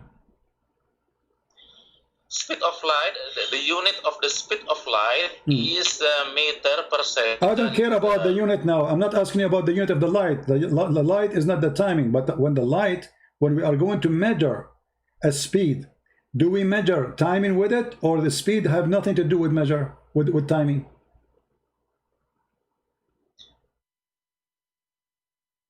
I think you never see the formula, I think. My friend, don't tell me I never see. Teach me. No, I'm learning from you. I'm learning from you. I'm asking you now. When we measure a speed, do we measure it by timing, or timing is infinite? It doesn't matter. So how we can know the speed then? When the second you say speed, you are going to divide what? What does the speed mean? What does speed mean? What speed? When we speak about speed, is it about an object moving from a place to a place? And in this case, it's a light. Is that true? It's not the speed, not individually standby. What do you mean? So the speed of the light. When we say the speed of the light, are we talking about the movement of the light or no? If only the speed of the light, yes, of course, we need distance and time consuming. No problem. If only the speed, yeah. Okay, no problem. But that's it. It's not only. What only? Here, the Quran mentioning time and mentioning how long it take in your lifetime. So it is your God who mentioned the timing.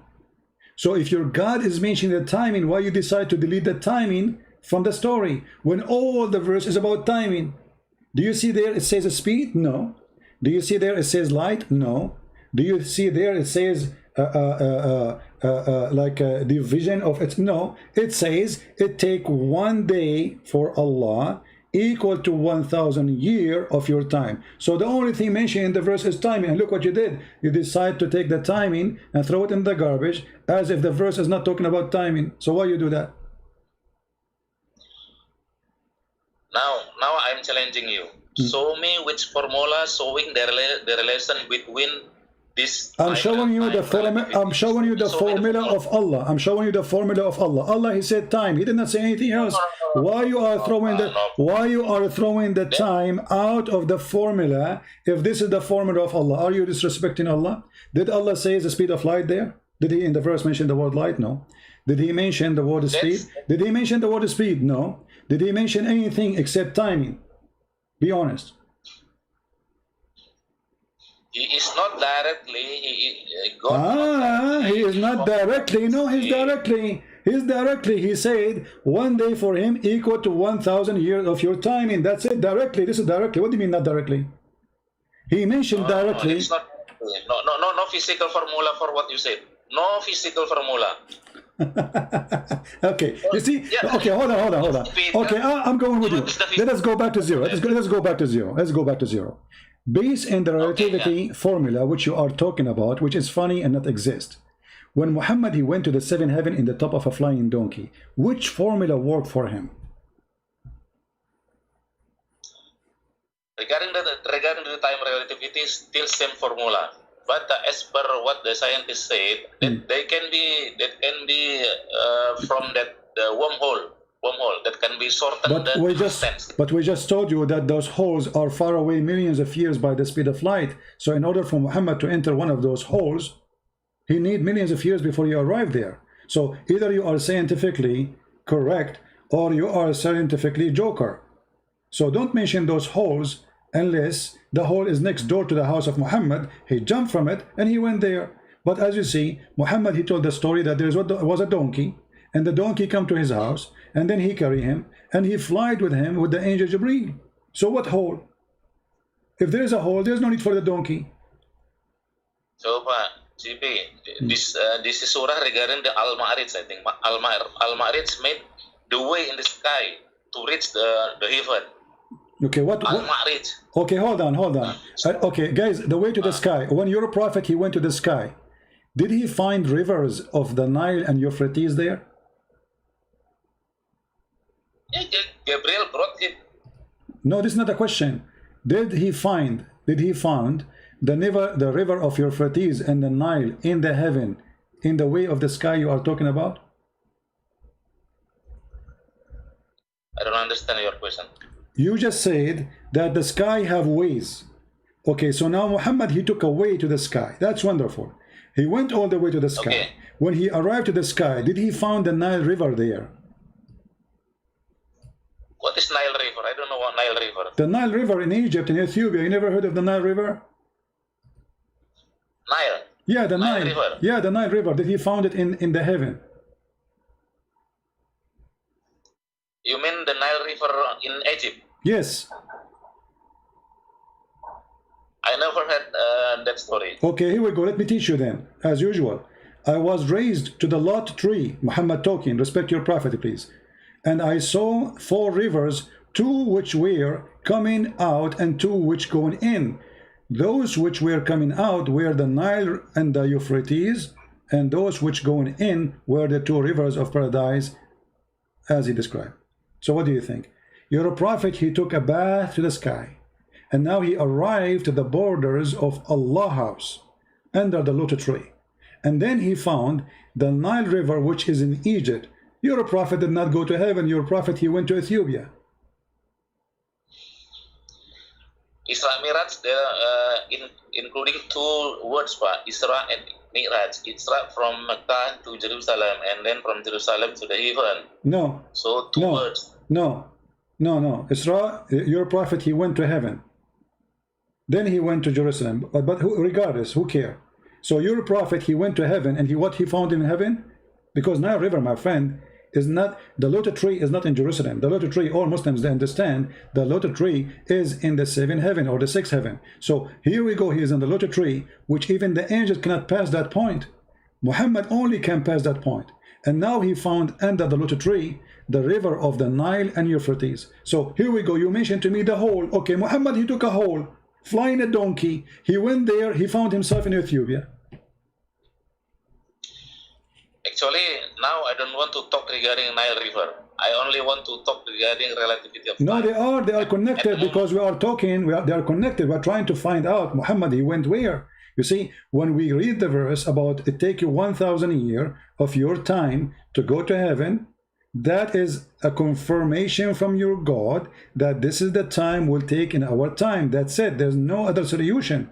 And then when Muhammad, he go to heaven and he come back in a few hours, that raised the question that there is no way Muhammad is a truthful man, because how come it take the angels 1,000 years of our time, but it took him a few hours? And then when we investigate the relativity of time, which you are talking about in the formula, we will find that Muhammad is a fraud, because he went there, not only he gave us wrong information about timing, not only wrong information about location, he gave us wrong information about rivers, where they can be found. He claimed they are coming from under the lotus tree of Allah, which in the 6th or 7th heaven.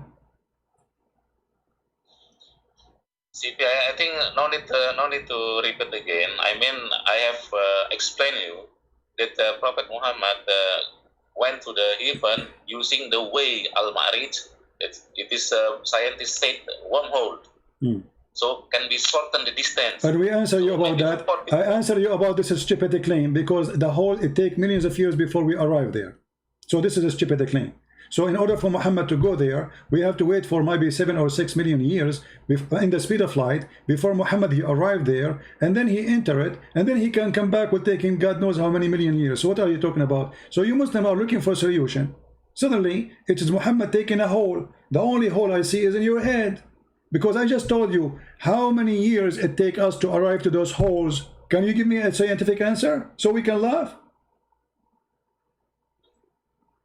The scientist itself so far cannot define how many distance the wormhole. So why you are mentioning it then? No, it can define that it take long time. We are talking about millions of years. So you are in this ability. You mentioning something doesn't fit with the topic, have nothing to do with Muhammad's story, and you Muslim, you mix science with the garbage of Muhammad. So when we say hole, science says it take a few hours to go there? Does it take a few thousand years to go there, or it says millions of years? So why you are mentioning it? You are mentioning it.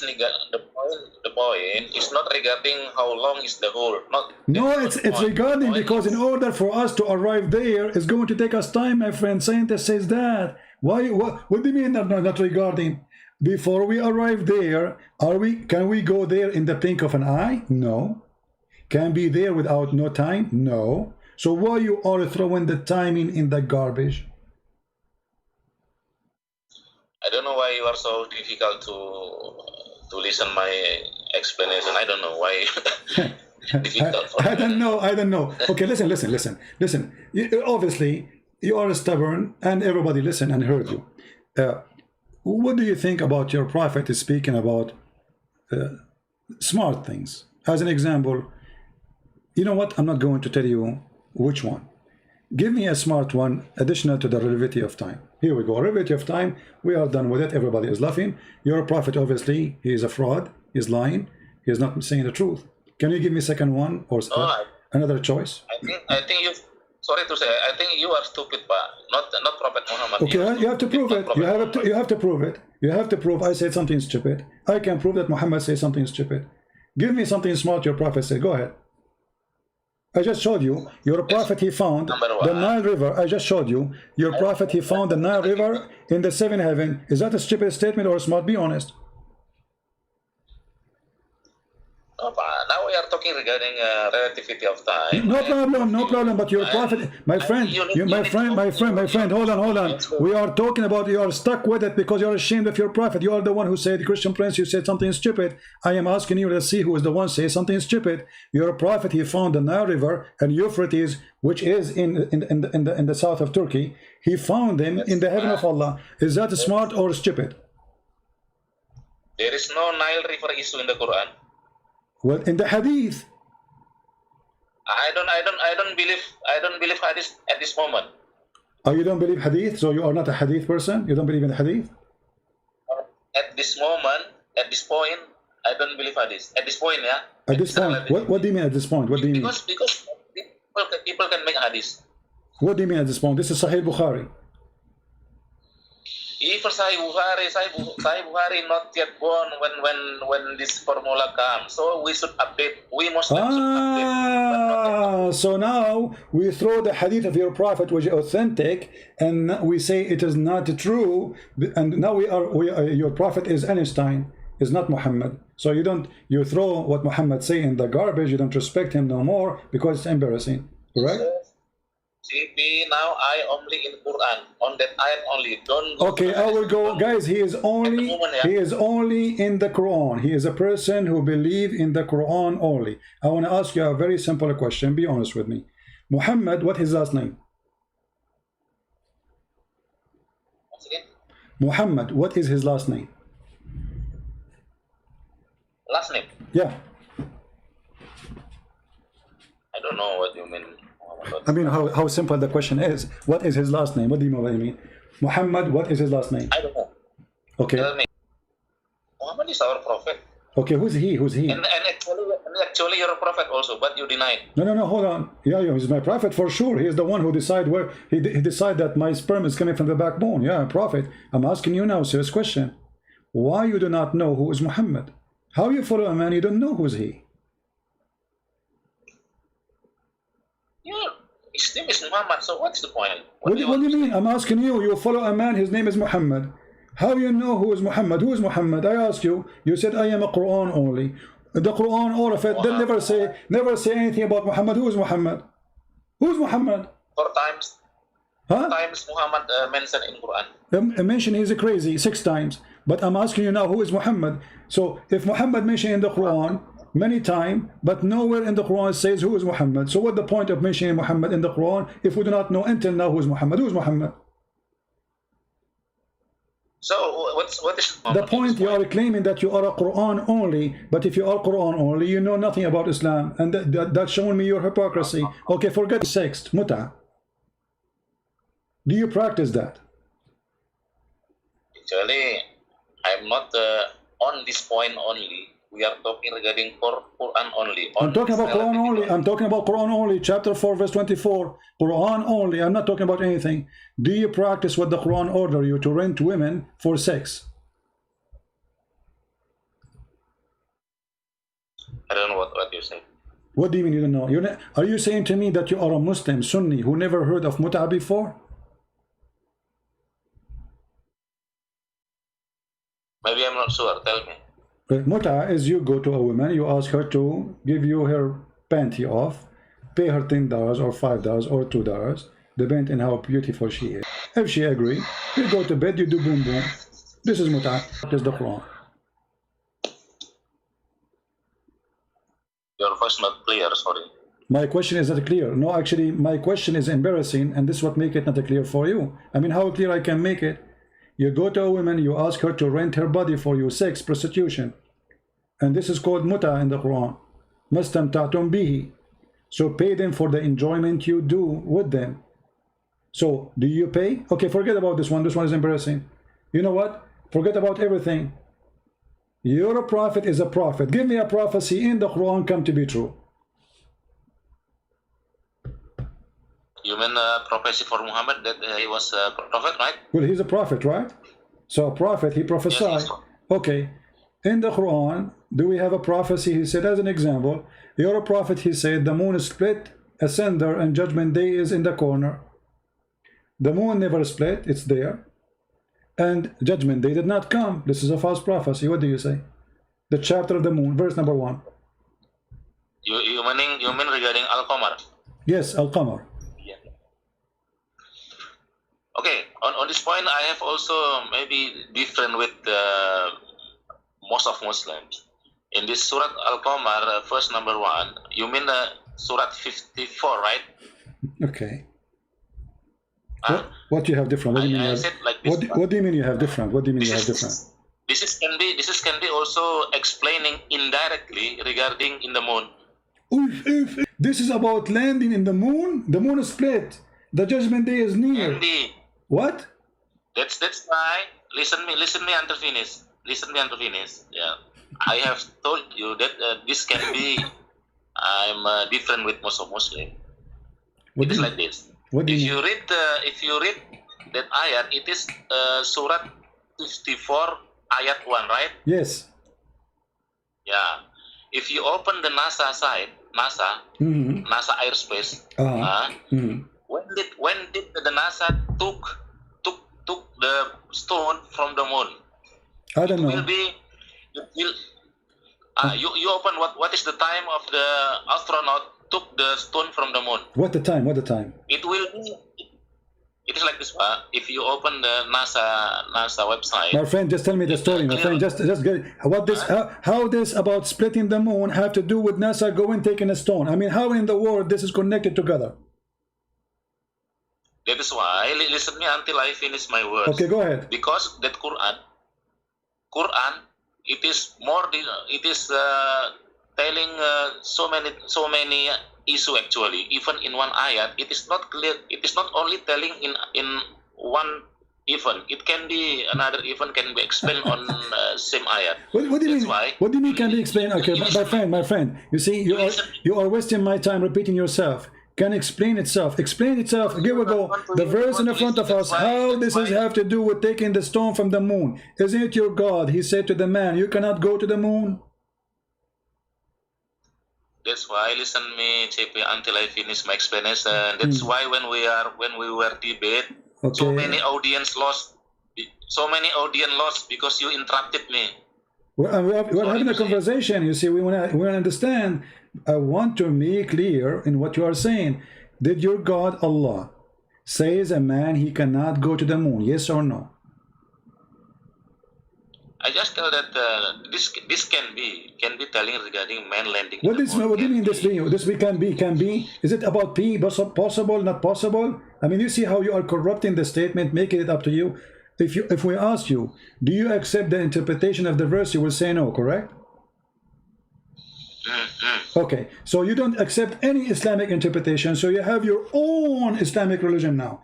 Because all Muslims in the world, they are stupid, they don't know what they are talking about, and your Majesty is the only one who can understood the verse. And how you understood it, you say it can be. I never heard of somebody explaining, saying it's maybe. Are you saying it's maybe? It's maybe about taking a stone from the moon? As long as it is not talking regarding that there are three gods, like Trinity, there are four gods, or more than one god, no problem, we have different ideas. Okay, no problem. Let us see how stupid what you just said. There's no one single verse in the Bible says we have three gods and you are a liar like your prophet. Number two, the Quran says that Allah, he challenged mankind to go out of the zone of the earth. And you cannot pass, and if you pass, Allah will shoot your ass with a star, with fire. So you mentioned NASA, and as we speak now, there's two men of NASA, they are living in the space, and they are doing poo-poo. So your God Allah is a fraud, because he challenged mankind and the genie to go out of the earth zone to the space. So how you explain such a stupid statement from the one who is claiming to be God? TB, that ayat on that Al-Qamar said that what is in English? In English on ayat 1, you know, it is not split. Split mean the stone on the moon itself split. So it is no. I mean, this will be the best movie. It says the moon split, not a stone. It says the moon. اقتربت الساعة. No, read carefully. Listen, kid. Shame on you. You are just a stupid kid. It says اقتربت الساعة. Okay, I challenge you to read any translation you accept. Go ahead. Read the translation. It is from the word insiko, I think in listen. Psst, don't waste my time. Read any translation you accept. Yeah, you also don't waste my time. I have told you. So read the translation. Which translation you accept? Read it for us. I'm giving you time. You see, you complain. I'm interrupting you. I am the one who's asking you to read. You are refusing. You keep repeating yourself. Maybe it means this. Maybe it means that. Why you don't read what the word is saying? Does it say that the moon is split, or it says a rock in the moon split? Yes, the Arabic of the split is insiko. I'm not with the Quran now, but it is insiko. Insiko means like a big of the soil. No. Not split. No, you are a false person. And secondly, it doesn't matter. It says the moon is split. He's speaking about Judgment Day of something big happened. It happened in his time. It happened in his time, you idiot. It happened when he was there. And you coward, you claim that this is about the future. When the American, they will go to the moon, they will take a stone. It says in the past. Do you know how to read English? It says the moon is split already. It's done. Potato. Split on that ayat is insiko. Inshaqqa in the past, inshaqqa, it's past tense, inshaqqa. It is a past tense, and the translation showing that too. And this is why you are refusing to accept any translation. Can you tell me what translation you trust so we can put it in the screen, please? And then everybody will laugh at you. Is it past tense or something will happen in the future? Now, if we see from our time, why you don't want to give me a translation? Is a true translation for you? You accept. Why you are refusing to do that? Which translation? Any translation you accept, because we want to see if it's past tense or something will happen in the future. According to you, this is something will happen in the future. According to the Quran, I speak Arabic, this is my first language, and all Islamic translation, this is something happened in the past. Yes. So as per Arabic, it is past tense, right? Yes. Yes, because we read it now. Quran, it is for until Kiamat. So the next year. Guys, because we read it now. No, Muhammad, he said that in his time. It is past time since his time. So if we read it today, doesn't mean happened a second ago, you idiot. The first one who said it is Muhammad. So he said that 1400 years ago. So how you, with your genius stupid idea, you say this is about something that will happen in the future, if he said 1400 years ago, the moon split asunder in past time. It can be across the time. It can be. No, I will tell you what it can be. It can be that you are a donkey. Because you are refusing. No, you are a donkey. Otherwise, prove me wrong. Give me one Islamic interpretation, agree with you. It says that this is not a past time. This was a future prophecy speaking about the future, and it is not a past time. Show me one. Which one? Which interpretation you agree with? Yeah, what I understand, the Quran is for a long time, for whole life of our. This is another question. Which interpretation presenting the verse not as a past time? Any interpretation, any translation you accept? None. So you are a liar. If we see that ayat now, then it is true.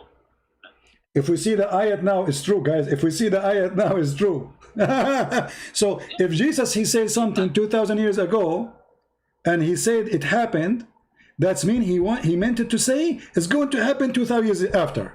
How any listen, Abdul, did your God say nobody can go out of the zone of the earth as long you mention NASA? As long you mention NASA, and NASA went to the moon, and NASA, they took from the moon a stone. Did your God Allah challenge the man to go out of the zone of the earth and the heaven? Yes or no? Once again. You said that NASA went to the moon and they took a stone from the moon, correct? Yes. Okay. Did your God Allah challenge mankind and genie to go out of the earth? Can be. Jinn can be go through out of the earth. So anything I say to you, it says can be, can be. I'm asking you a question. Either you say yes or no. Don't tell me can be. Did Allah challenge a human being to go out of the zone of the earth, and he said to them, you pass not. If you pass, I will shoot you with fire. Did he say that? You mean the jinn shot by fire? My friend, what's wrong with you? Give me the answer. Did your God Allah, I mean, why it's so hard to understand my question? In which language I'm talking? So, did your God, look how many times I need to repeat the question for this guy. He's trying to buy time. He's searching Google. Did your God say that a human being, you and genie, cannot get out of the zone of the earth? And if you pass, I will shoot you.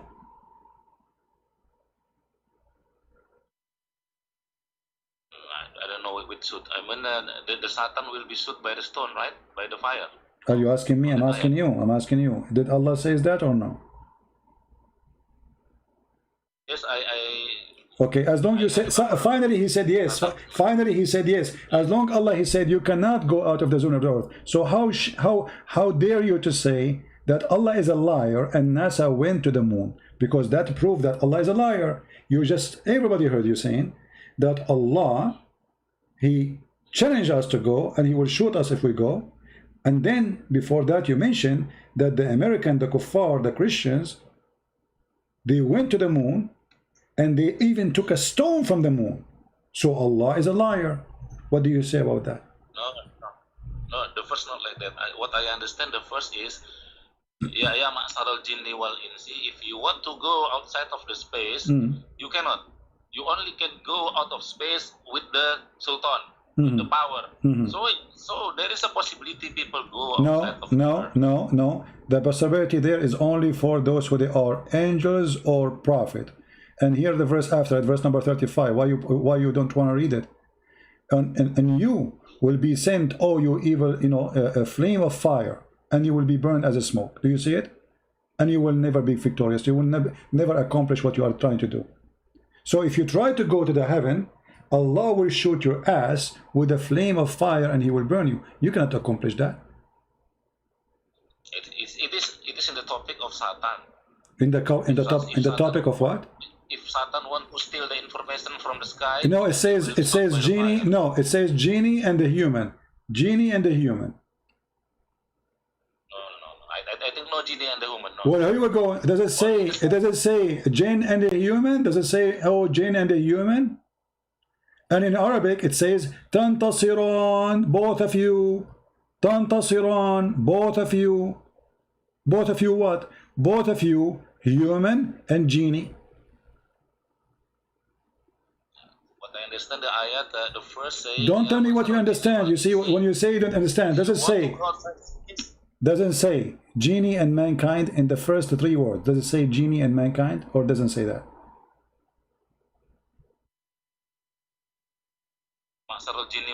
Yes. Okay, so jinn and a human being, he's challenging him what? To go out of the earth. And then in verse number 35 it says tantasiran. Is tantasiran mean both of you will not be victorious, will not accomplish it?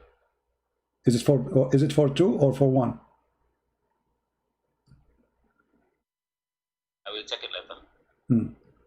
Here we go. The translation says against you both will be sent against you both. Read it.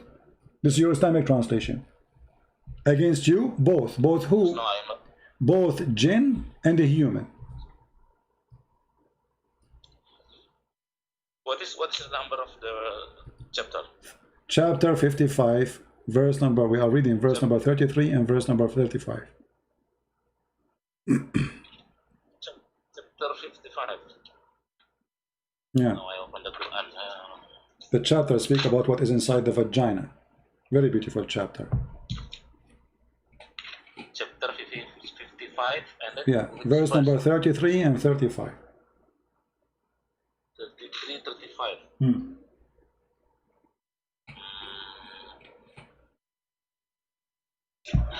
Yes, a jinn, What? Does it say both? Does it say that fire will be sent against you both? Both?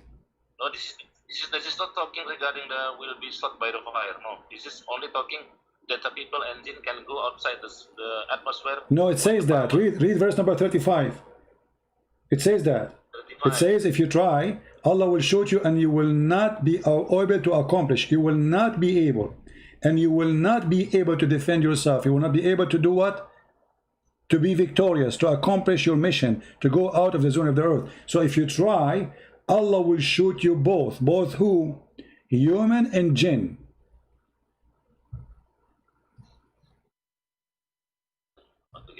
Once again.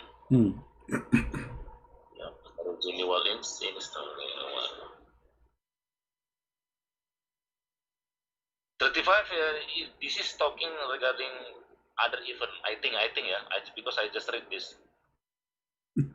Talking about what? It seemed like talking regarding in the Day of Judgment. And where is the Day of Judgment? Where do you find the Day of Judgment? I mean, you are a hilarious kid. Abdul, listen.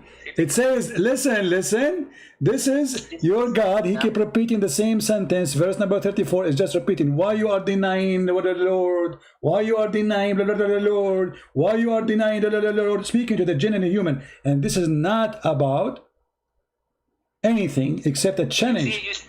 Okay, hold on. I will go with you. So from now until the judgment day, Allah will not allow anyone to enter heaven. If you try, Allah will shoot you. You are the one who just said in judgment day. So how come NASA went to the heaven? No, this is about you see first number 34. Number 34 meaning that the first 33 have been finished. Then go to next topic. 35. No problem, my friend. But is the challenge doesn't matter. Allah, He challenged that nobody can go out of the zone of the earth or the heaven. And you confirm that this is until the judgment day. So from now until from the time of Muhammad until the judgment day, nobody can do that. And if they try to do that, No. Allah will burn them. No, CP, this is different topic. Okay, hold on. No, hold on. Okay, hold on. This is already- Let us make it more clear now. Let us show everybody how hypocrite you are.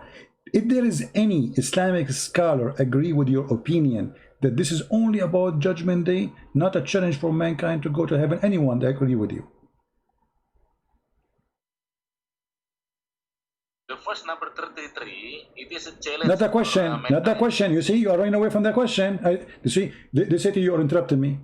If there is one single scholar exists in this world since the time of Muhammad until now, agree with your majesty that this verse is not a challenging a human being and jinn to go out of the earth. It is only in the day of judgment. If there is one person agree with you on that. CP, I think you are mistake. You almost same with David would make mistake. Even Arabic. I made mistake. Prove it. And you are a coward, and you are running away. Let me repeat again. If there is a single scholar exists in this world since the time of Muhammad until now, agree with the garbage you just said to me. Can you name one? Okay, wait 1 minute, yeah. Yeah, You see in this verse 33, Ya ma'sarul jinni wal ins, inis mean if. This if mean it is possible. Ins mean if. Yeah, what I understand in bahasa Indonesia, it is a kind of if. If here is possible, not like law. Abdul, it says if, Mr. F. First of all, why you are not answering my question, and then you can read. If there is one Muslim scholar exists in this garbage earth, agree with the garbage you said to me that this is only about the Judgment Day. If there is one, agree with you. CP, listen to me, CP. Listen to me, CB. Why you don't want to give me one scholar? The answer is very simple. Because you are a fraud and you are trying to change the meaning. Because all of them, they will get you busted. Okay, prove me wrong, get me busted. If there is one scholar, agree with you. Get me busted right in the spot. If there's one scholar, agree with you that this is only about a Judgment Day, not about now and every day. Sorry to say, you are Arabic. Your mother language is Arabic. Why you cannot see that this word is using is not law? What in? What in what? Okay. I will tell you something. Like Mr. David Wood saying that. So sorry, I want to say another story. Just short only. No. Focus on the verse. Don't change topic. Don't change topic. What in? No. For a while only. Okay. For a while. This has relation also to this ayat. David Wood said that Prophet Muhammad was killed by the girl of the Jews, and then he quote the verse from the Quran, and on that Quran using that law. I cannot see. I will see the words. Law mean if, but that if it's not possible. But here this ins mean possible. So it is no need to wait until Judgment Day. Okay, hold on. First of all, why it is not possible? Why it is not possible? Why it is not possible? I mean, this is the most stupid answer I heard. It says, وَلَوْ تَقَوَّلَ عَلَيْنَا بَعْضَ الْأَقَاوِيلِ. And if he say, who said that this is not possible? Who taught you this? This is garbage. Secondly, your prophet, he died by poison like a rat, and it's true. And he said that my artery cut off. However, we go back to the topic. Here, it says here that if you, man and genie, if you can go out of the zone, beyond the zone of the heaven and the earth, go. But you will never be able to pass them, except the one who with the authority, and those are the prophets or the angels. And if you try to do so, both of you, and the Quran used the word both, a flame will be shot on you, and you will not be able to accomplish your mission. So where is the win here? It is the if which is impossible to happen. Where is the if which Allah is saying, it is possible. I mean, it's so clear. You cannot do it. GB, maybe I want to repeat once again. Even you will be different with me, just to understand what in my mind. Yeah? Okay, go ahead. Even we are different. Okay, go ahead. On that, this is what my understanding. On the first 33, meaning it can be, because it used not the word Arabic law, but the word inis. So it can be happen, possible. And then on the first 34, it is change the topic. So sorry, this is my mind. Just understand me. Change the topic. Next topic regarding Judgment Day. That is what my understanding. Even we are different. My friend, when you say this is my understanding, you have to sponsor what you are saying. Secondly, low, it's about something possible or impossible, doesn't matter.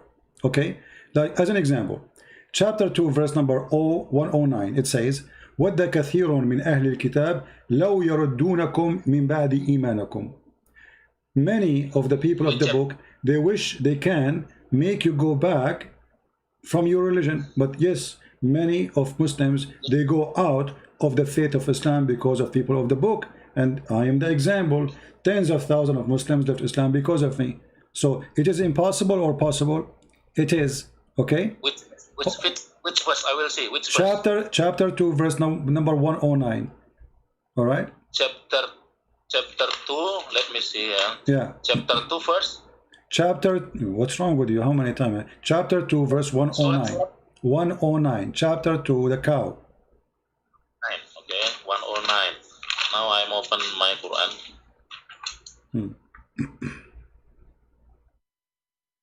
109.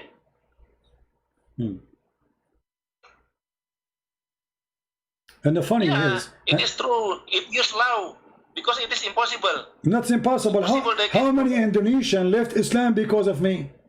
If it's impossible, that's mean your God Allah is a fraud again. If it is impossible, that's mean the language is wrong, because many Indonesians left Islam live on air speaking to me. You also can be convert to Muslim. Don't be. Yeah, don't but be you see, but you are the one saying low mean it's impossible. It is not. Let me Low, because I'm not my friend. First, just to show you how silly you are. Low, if he do that, well, we will do this to him. So the verse saying he did not do it yet, and if he do that, we will do that to him. So it's a condition of what he is going to do. So if he do, we do this, and the verse is so clear. And then we found that Muhammad, he died like a rat. Now we go back to the verse. Did your prophet say it here that jinn and human, you cannot go out of the zone of the earth? Remember something. You are the one who rejecting all the Islamic interpretation. Why? Because they agree with me. Correct? Continue. I'm asking you. You refuse all Islamic interpretation for this verse because they agree with me. Is that your position? And I never see any scholar regarding this. This doesn't matter. I can show you. Name one. I will show it to you on the screen right now. So you are refusing them because they agree with me. Is that true? I don't know what. So I don't agree. I don't agree with any people that different with me on this point. But how you explain that all the Muslim scholars agree with me, and you are the only one who don't agree with all the Muslims? I mean, what's wrong? There's something wrong on you? Are you the genius who see things differently? Like Jibreel, he spoke to you, he gave you the true meaning, and the rest of the Muslims are a bunch of donkeys, and you are the only smart person who understands it very well? I'm regret also there is a conflict between Ibn Rushdi and who care about Ibn Rushdi now? We talk about Ibn Rushdi. I'm talking about this. I'm saying if there is a single person agree with you, not even a single person, isn't it this is weird? Isn't it your prophet, he said that my nation will not agree upon something not right? So how they agree upon this? That means I the will false check, prophet. I will check further what you say. Okay, forget How about many scholars okay, forget. how many scholars Okay, forget about this. So the scholars agree with me and nobody agree with you. And this is what make you genius. Because the Quran as you wish, the way you want. And this is the way you are the one who can answer anything. Okay, let us make it simple for you. Can you... Okay, hold on. check. Okay. You know, when you say to me, you are a Muslim, what the word Muslim mean? Muslim mean a kind of people surrender to the God. Okay, they surrender to God. How you surrender? What do you do? Surrender mean like obey what God say to us. Okay, and what you obey? What you will obey? Obey, for example, don't disturb people, don't steal the money, don't become a thief, Mm. and speak to the people of book politely. Okay. Okay, hold on. Then what's that? Does the Quran say you cannot be a loving person to your parents if they don't choose Islam? Once again, Does the Quran say that you cannot be a loving person to your parents if they choose Islam?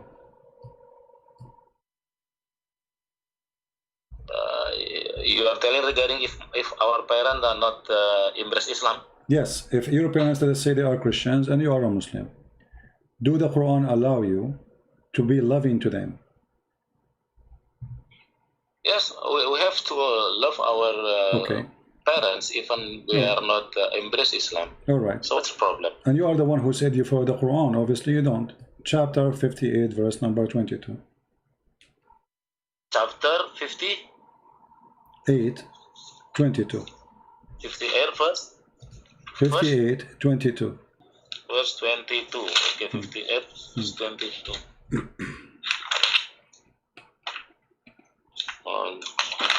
And you can tell me what translation you are going to read, so we can switch to the translation of your choice. What translation you like to read?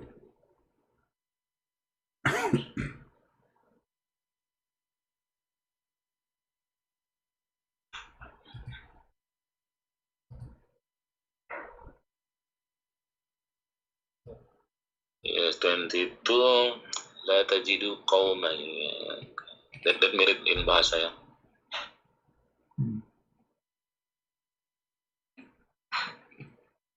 So why you are giving me false information about, oh yeah, you can be nice to the Christians, if you cannot even be nice to your parents?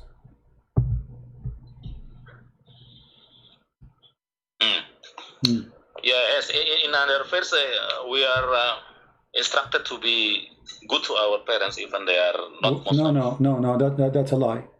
Here we go, the verse saying you cannot be good to them. You will not find a person who believes in Allah and the last day to be loving to those who resist Allah, even if they are their parents, their brothers, their fathers, and their sisters, and their mothers.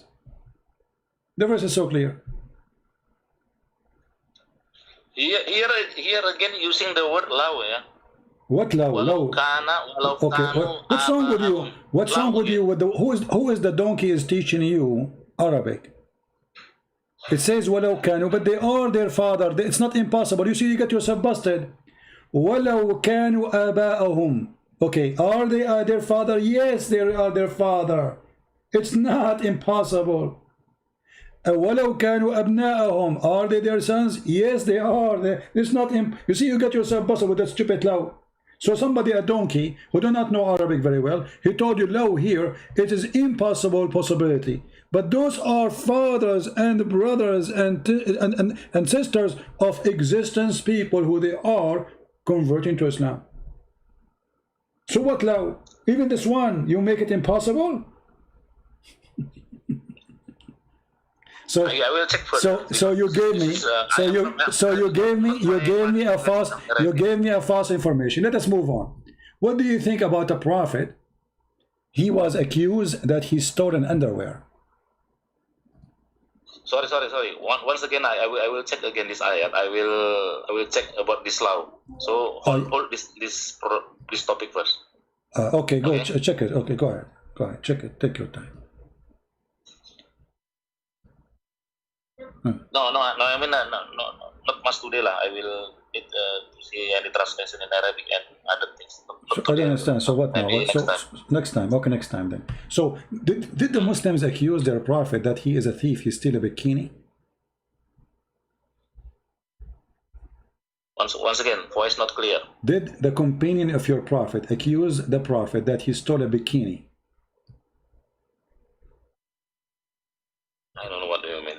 What do you mean bikini? He stole a bikini. You don't know what bikini? Panty, underwear, piece of clothes. Beginning. Bikini, piece of a clothes. Beginning. I don't know beginning. Bikini, panty, pant, clothes, clothes. Don't you wear clothes? Short. You wear short? Clothes. Oh yeah. Oh, bikini. Yeah, bikini. Yeah. Did the Muslims accuse the prophet that he is a thief? That he is a thief and he stole a piece of a cloth? I never heard regarding what you say in this Quran. Well, the Quran says that the Muslims accuse your prophet that he is a thief, he stole a piece of a cloth, and then Allah he sent a message, a verse, says in chapter 3 verse 161, no prophet could ever be false on his trust. If any person is so false, he shall in the day of judgment restore what misappropriated. So the translation is horrible because here they did not say about trust, they say he's a thief, yaghul. So why Allah sending a verse saying to the Muslims, why he's trying to convince the Muslims that Muhammad is not the one who is the thief who stole the clothing? What do you think? As long as you are a person who don't follow the hadith, so what do you think about what happened? Once again, can you show me in which verse what you said? Chapter 3 verse number 161. Chapter 3. It is not for any prophet to embezzle. Yep. Who embezzles? Chapter 3, 161. 161. Yeah, it's not for a prophet to embezzle. Not for a prophet to be a thief. Okay. Who is the one who accused your prophet to be a thief? This is the embezzling. Your prophet, there's a verse about him that there's a verse about him in the Quran. It says the prophet is a thief, accused to be a thief, and the one who accused him to be a thief is his followers. So what kind of religion and what kind of followers, they accuse their prophet, their boss, that he stole money, he stole even a piece of a clothing, and then Allah he says, oh, it's not for a prophet to be a thief. Hello, what do you think about this verse? I see there is no verse on that Quran there. In which verse? What do you mean? You don't see the verse? I gave you the verse number. What's wrong with you? Chapter 3 chapter 3 verse 161. Let me read in verse.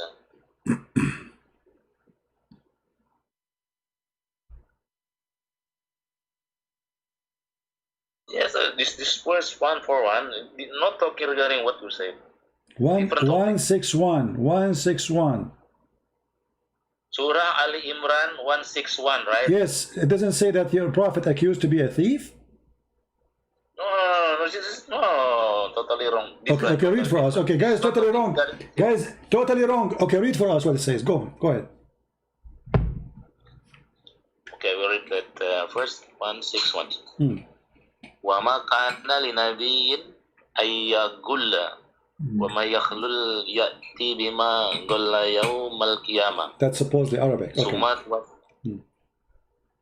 ثُمَّ تُوَفَّى كُلُّ نَفْسٍ مَا كَسَبَتْ وَهُمْ لَا يُظْلَمُونَ. So there is no talking regarding that thing. So it's talking about what? What happened? What is not for a prophet? What to do? What? You see, you sound like you are reading Arabic, but this is not Arabic. You are reading in a voice resembling Arabic. What it says is just translate for us. Go ahead, I'm listening. You are talking regarding that the prophet still. Don't stop telling me I am talking. Tell me you what it says. You are saying it doesn't say that. It doesn't say that, and I say to you what it does say. What it does say, and you will not tell us. Why you will not tell us? Please go ahead, tell us what it says. I don't know what you understand. You initiate the topic regarding that the Prophet My Muhammad friend, stealing what the bikini. verse? No, this is the verse. Okay, whatever the verse is saying, tell us what it's saying. What's wrong with you? What the verse saying? Yeah, the first not talking regarding that stealing the bikini. Okay, tell us what it's saying. Okay, tell us what it's saying. What's wrong with you? Tell us the truth. What the verse saying? It's not about bikini. It's about what? Read for us in English. Go ahead. I don't have English translation. I just read you in Arabic. Oh, you don't know Arabic. Do you know Arabic? I can read Arabic, but No, you cannot. No, you cannot. You cannot. I heard you. You are not reading Arabic. You are reading the resembling voice of Arabic. And this is, I can show you how they do it. They write in Latin words, Latin letters, what resemble the sound of Arabic. You do not know Arabic. Speak to me in Arabic. Go ahead. Speak to me in Arabic. I'm an Arab. قال له يا فرحان اللي لبسوك مضرطه من ونتشا قال له ينو الخناقه. What I said. Go ahead. Listen carefully. I will say it again. قال له يا فرحان اللي لبسوك مضرطون من الشك قال له ينو الخناقه. What I said. Even I slow it down. I make it so slow for you so you can understand what I said. I don't know what's wrong with you. I said that a guy, his name is Hamdan. He's a Muslim. He for the first time he got a pant have a zipper. So they said to him, "Oh Hamdan, if you wear a pant with zipper, what do you do to poo?" He said, "From khannaga, the one which he will make you not to be able to breathe." So you do not know Arabic. Don't tell me you know Arabic. So I'm asking you now, what the verse says. As long as you claim that you speak Arabic, translate to us in English. No problem. That even will make it easier for you. Go ahead. What is khianat in bahasa? I cannot speak in. I cannot telling you in English. My friend, okay. Open any Islamic translation you accept. Stop playing games. Any Islamic translation you accept. Name one. I will put it in the screen. I don't know what's wrong with you. Clearly, Guys, you do not know what's wrong with me. It is wrong with me. I'm spending the last 20 minutes with you, just asking you to tell us what the verse is saying, and you are refusing. I am the one who is wrong with me. I mean, why it's so hard for you to tell us what the verse is saying? You did read it. You claim you know Arabic. Go and tell us what it says. I have read the verse. Okay, what the verse saying? Tell us what it's saying.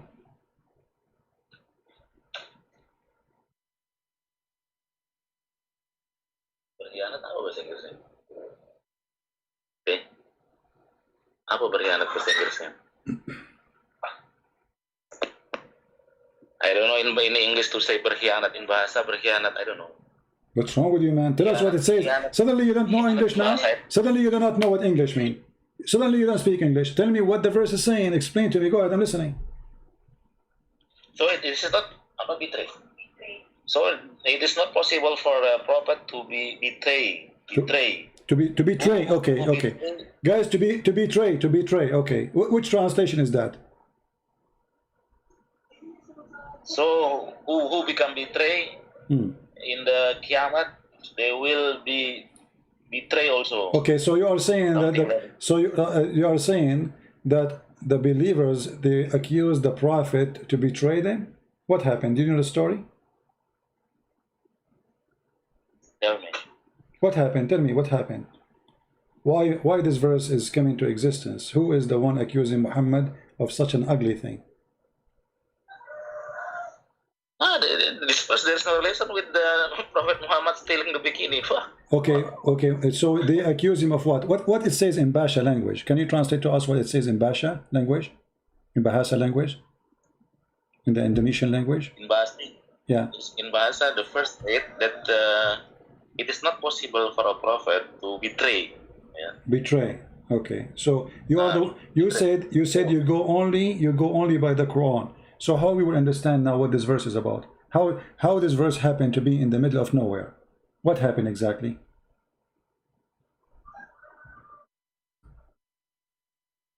What do you want to say? Well, I'm asking you, what happened?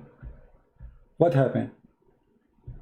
This is clearly mentioned that it is not possible for a prophet to be betrayed. Okay, what happened? Why? Who is the one who accused your prophet to betray? according to the Indonesian false translation? Who is the one who accused him to betray? This is the question.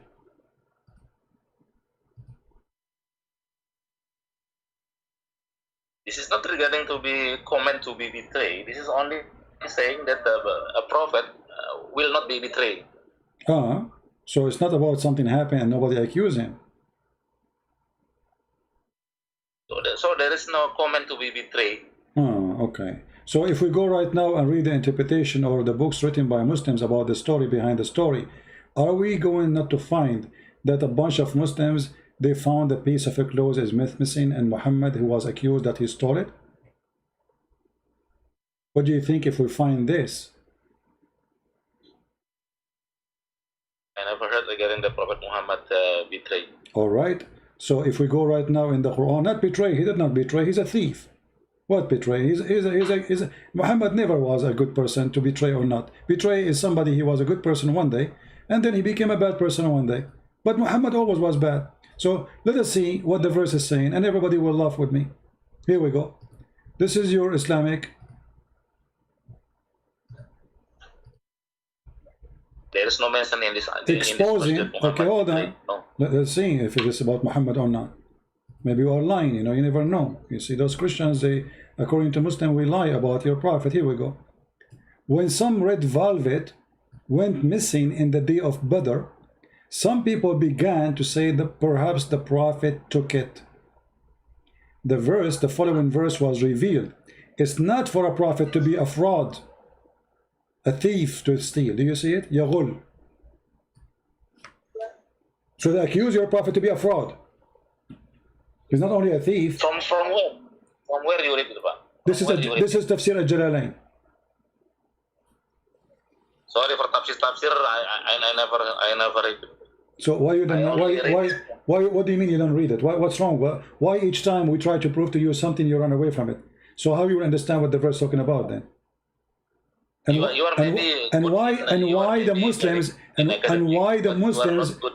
the Muslims will lie about what happened to your prophet, say he was accused, he's a thief. I mean, and why this guy, nobody go after him? I mean, this guy is a big scholar.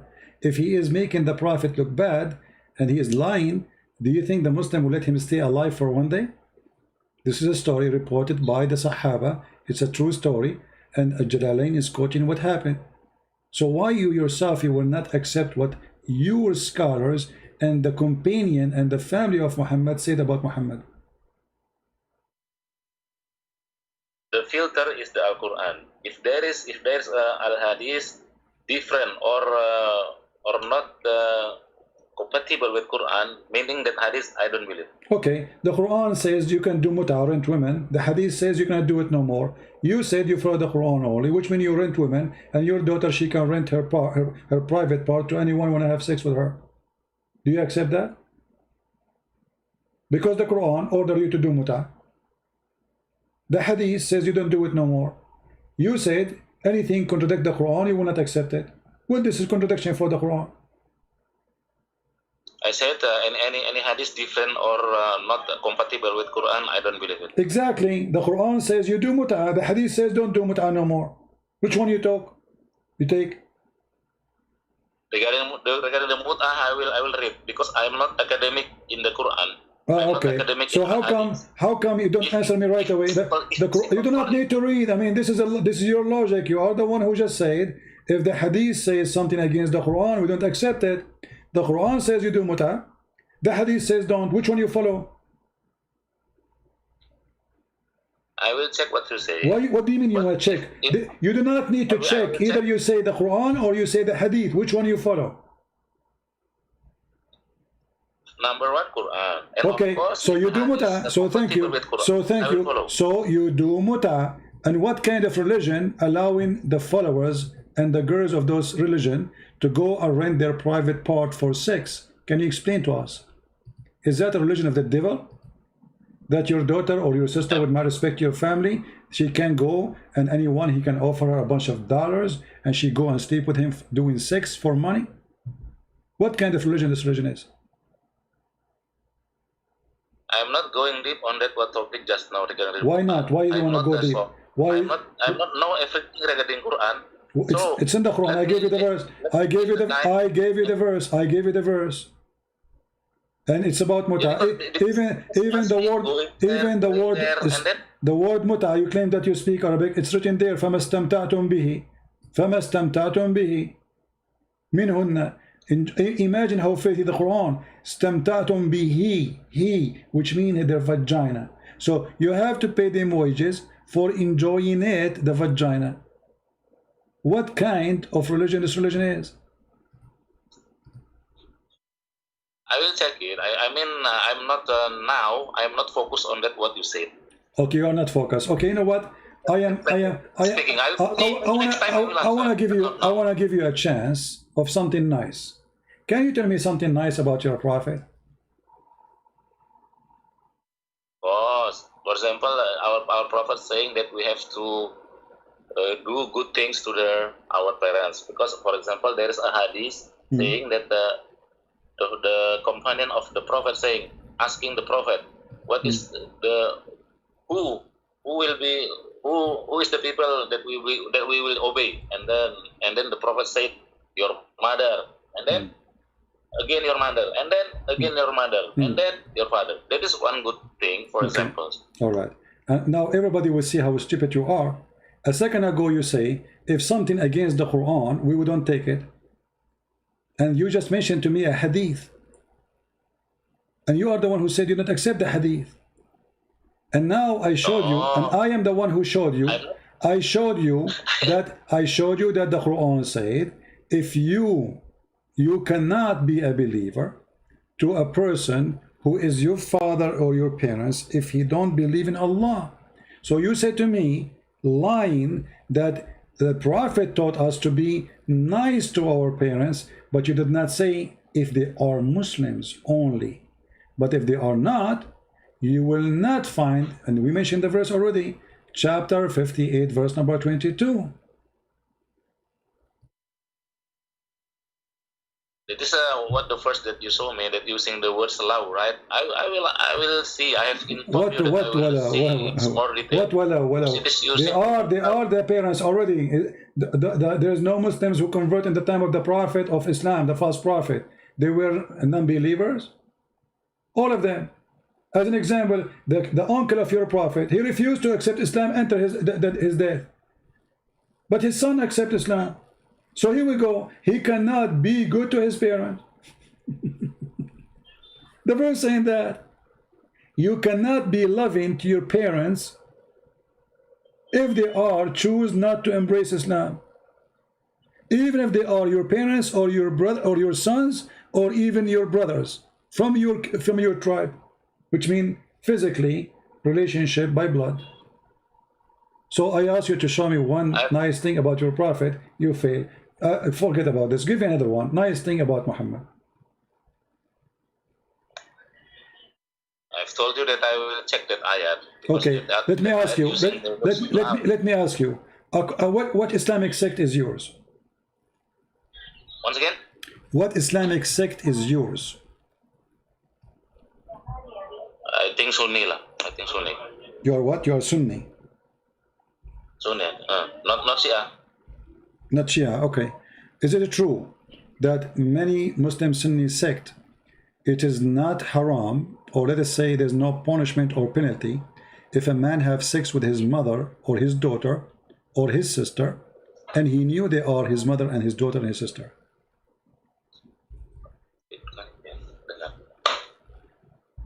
Is that true? What? There's no penalty. What are you talking about? What is the what is the punishment I'm talking about? The question is simple. If somebody have sex with his mother or his daughter, what is the penalty according to Muslim Sunni for such a person? Is it true that the majority of the Muslim Sunni, they believe there's no punishment should be implemented for such a behavior?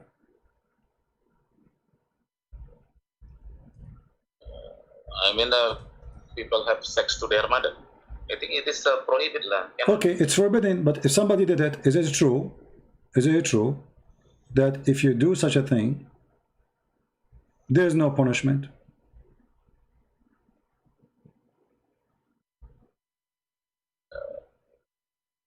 it should be there is a punishment in an Islamic country. There should be there is a punishment. You see, you are a person, you said to me you follow the Quran only. And that's weird now. You are saying you don't follow the Quran. Where in the Quran it says that if somebody has sex with his mother, there's a punishment.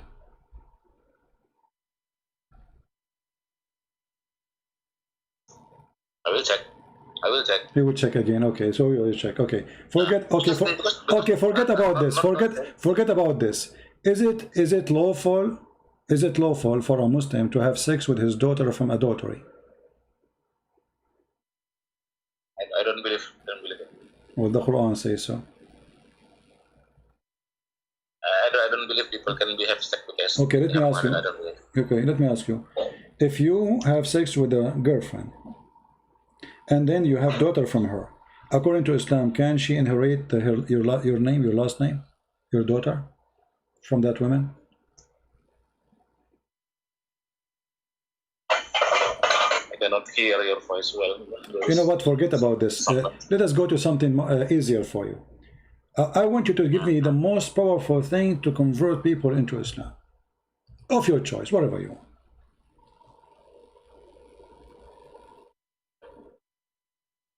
What do you want to me?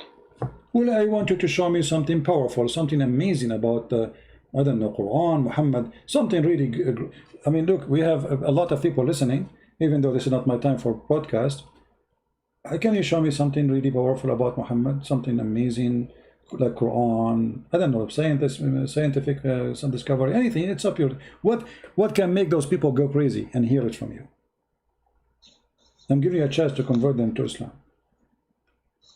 Oh, you want me to telling something good regarding the Quran? Yeah, something amazing, and so people they can. We see in the YouTube Muslim, they say 10 amazing things in the Quran, amazing discovery in the Quran, whatever. I mean, show us something amazing, so all those people will go crazy and they will say Shahada right away.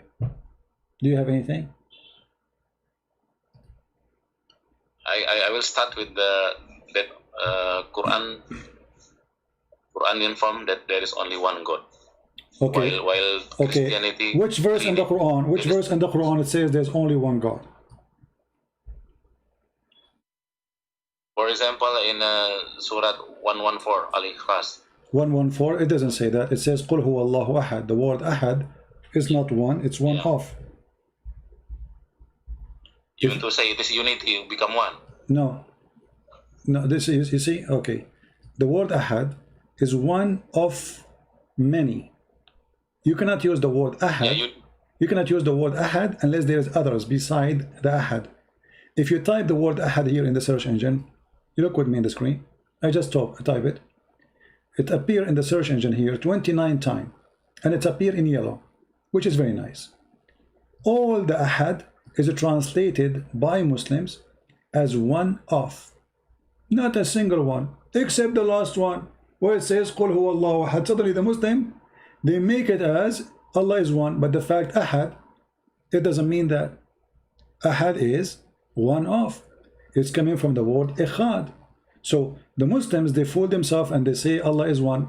Number two, you said the most amazing thing about Islam is worshiping one God. Well, Shaitan is one God too. For many, there is many worship Shaitan, is one. So there's many worship false deity, and he's one. So can you prove to me that the one you worship is God? Is not one of those Satans? As an example, your prophet, he worshiped one God, but this God, we showed you, he ordered him to do muta. Women, they get paid for sex. He is the person who ordered his own prophet to go and have sex with her own son wife. He is the one who made the verses in the Quran, as we see in the chapter of Al-Ahzab. Any Muslim woman, she want to give her private part to the prophet, he can go and F her. So what kind of one God he make verses for the benefit of a penis of a prophet? Do you think this is a God he work for his majesty penis? Or Muhammad he work for his God? Because if I am God and I have a prophet, my prophet will be busy worshiping me, not busy taking girls to bed. And he asked me to make verses saying any girl she want to give herself to the prophet, so the prophet he can F her. Chapter 33 verse number 15. Go ahead. Actually, I'm sure I can answer your questions one by one, focusly. Now I'm not focused because you are telling so many topics. Okay, forget about all the topic. What kind of God? He promised he's a prophet. Any Muslim woman she can give herself. The guy already have 13 wives. Why God need to make verses for him saying, it is lawful for you all those girls and any woman she give herself to the prophet? What this is about? I'm telling you that regarding this mut'ah and what you say just now. I'm not talking about mut'ah now. I'm not talking about mut'ah. I'm not talking about mut'ah. We change the topic. License for your prophet alone, only for Muhammad. Any Muslim woman she want to open her legs for him, she's welcome. Why this verse is needed, and what does verse have to do with Islam and God? What kind of God? What this religion is exactly is about? I mean, why Allah he go to his office and he's writing a verse saying any woman you want to have sex with her, she can offer herself to you, only to you, Muhammad. What is that is about? Why we need such a verse? I mean, what does verse accomplish for Islam? What is the point of it? How about 700 wives for David? Well, God did not say to him, and David he cried for God, asking for forgiveness. Who said to you that David was following God? Go and see how God he condemned David. Even when he tried to build a temple, God he said to him, don't build temple for me, your hands is full of blood. Here we have your God making verses. David was acting as a king and he was filthy at that time. He was a sinner. He was a bad man. He was a garbage actually. And you are comparing yourself to a person in that moment. He was a sinner and he was a garbage. Look at you. But David, the difference between him and your prophet, he did not say God told me go sleep around. He did not say God gave me license to go and do my garbage and my sin.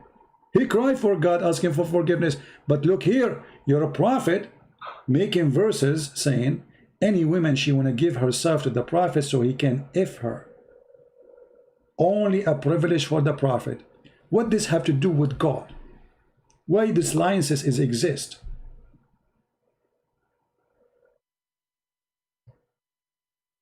I think if we speak, better focus lah. I don't know everything. We are focusing. We are focusing. Topic, the question is very simple. You are give me time. I'm giving you time. We are focusing. What does have to do with Islam? Why Allah he need to make a verse say to me as a prophet? Let's say I am a prophet, and I have already 13 wives and hundreds of sex slaves. Why I need a verse saying any believing woman she want to dictate herself to the prophet so he can if her? And this is only a privilege for the prophet. Why the prophet he needs such a privilege? Why God and what kind of God he makes such a license only for Muhammad? What do you think Allah trying to do here? Okay, give me time several days. Okay, go ahead. Now I want to challenge you. You challenge me, now I want to challenge you, okay? What? You will not answer? I want to ask you, are you Christian or Jesus follower? So you are not going to answer? What your question? I need several you are not days going, to answer. You are not going to answer? I'm not focused on that. Why you can't be focused? What kind of God he make a license only about vagina only for Muhammad? I thought Islam is religion. I thought Islam is religion. I thought Islam is a religion for all mankind. But as you see, Islam have a special license for the special Muhammad about his penis. What does penis of Muhammad have to do with God in Islam? Okay, I got the question. I said I will need several days to go deeply. So this question needs several days? I mean, why it's so hard for you to need several days? I thought you are a genius. I need several days lah. You cannot force me. I need several days. Now my turn to ask you. Okay, go ahead. My turn. Okay, one question only. Are you Christian or Jesus follower? This is a very stupid question because the Bible says those who follow Jesus being called the Christians. So the second you call a person Christian, you are calling him, you are a follower of Jesus. And this is a very stupid question. Let me ask you the same question. Are you a follower of Muhammad or you are a follower of Allah? This is my turn to ask you. You already asked me ton of questions. No problem. We are in the topic. We are in the topic. You asked me the question about follower of Jesus or Christian. I answer you. You are a follower of Muhammad. You are a follower of Muhammad. You are a follower of Muhammad or Allah, and you can give me the answer about what I said. No problem. Where you make mistake from your answer. What?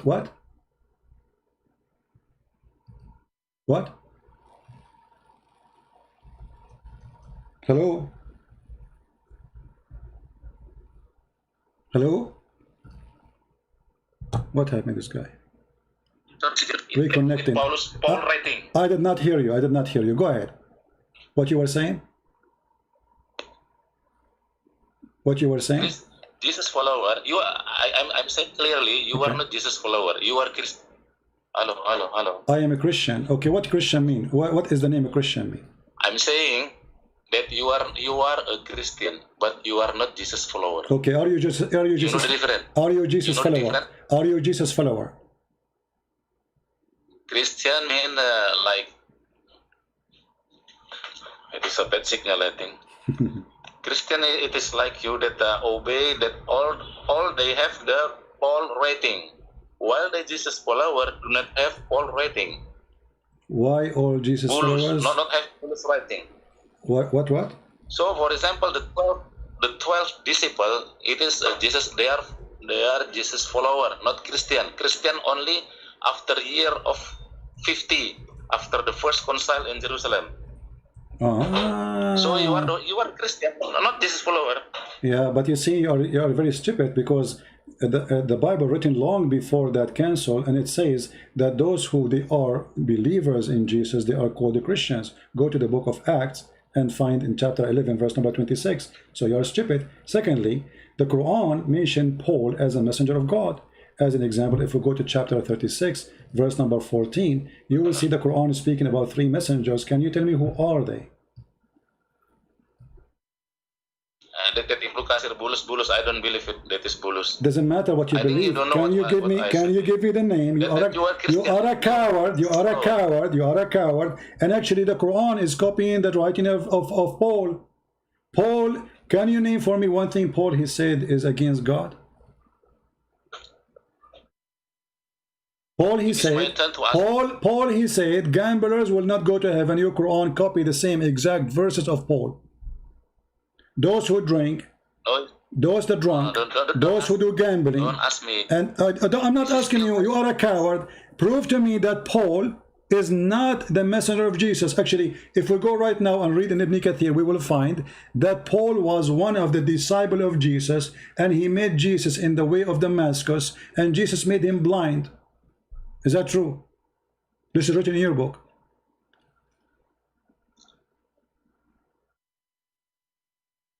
Hello? What Paul said. Hello? Is it true? Is it true?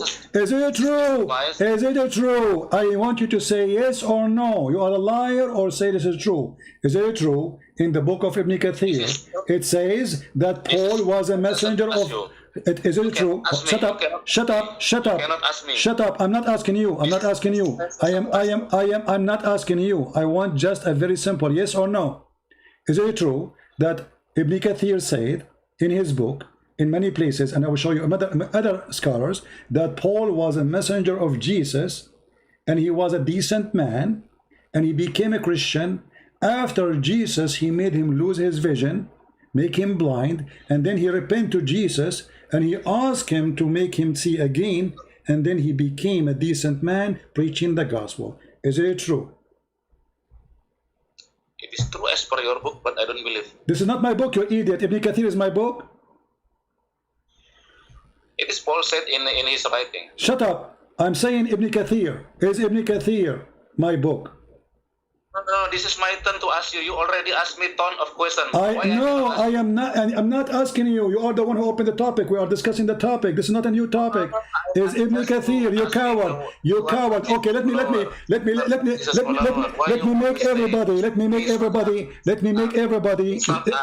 make everybody laugh at you. Can you show me one place the Quran says Paul is a bad person? Shut up, please hear me. Shut up, son of Muta. Shut up, son of Muta. Can you show me you are a person who said you follow the Quran only? How come the Quran never say Paul is a bad person? You already asked me 100 questions. I am not asking you. We are talking about Paul. We are discussing the topic. If Paul was bad, how come your prophet never mentioned Paul as a bad person? Why your prophet never mentioned Paul as a bad person? You only ask me. I will ask you. I'm not asking you no more. I'm not asking you no more. We are discussing the topic of Paul. You said I follow Paul. Listen, coward. Listen, coward. Listen, coward. Listen, coward, son of Muta. Can you show me one verse Paul he said is like, shut up, shut up. You Muslims are a bunch of cowards. You Muslims are a bunch of cowards and you will not answer the question. Can you show me one verse Paul he said to be ashamed of it? Shut up, shut up, shut up, shut up, shut up, shut up, coward, coward, coward. Can you show me? Can you show me one verse will make Paul a bad person? Can you show me? You said I follow the teaching of Paul. Shut up, coward. Son of Aisha, son of Aisha. I'm not asking you. I'm not asking you. You said I follow Paul. You said shut up. You see the pain? Do you see the pain? It's your turn. It's your turn. Can you show me the verse will make Paul a bad person? You said I follow Paul. Do you have a proof? Do you have a proof that I follow? Do you have a proof that I follow Paul? Do you have a proof? Do you have a... Shut up, shut up. You accuse me, you accuse me, you accuse me of something. Coward. You accuse me of something. Can you prove it? That I follow Paul, not Jesus. Go ahead. Show me. Give him the...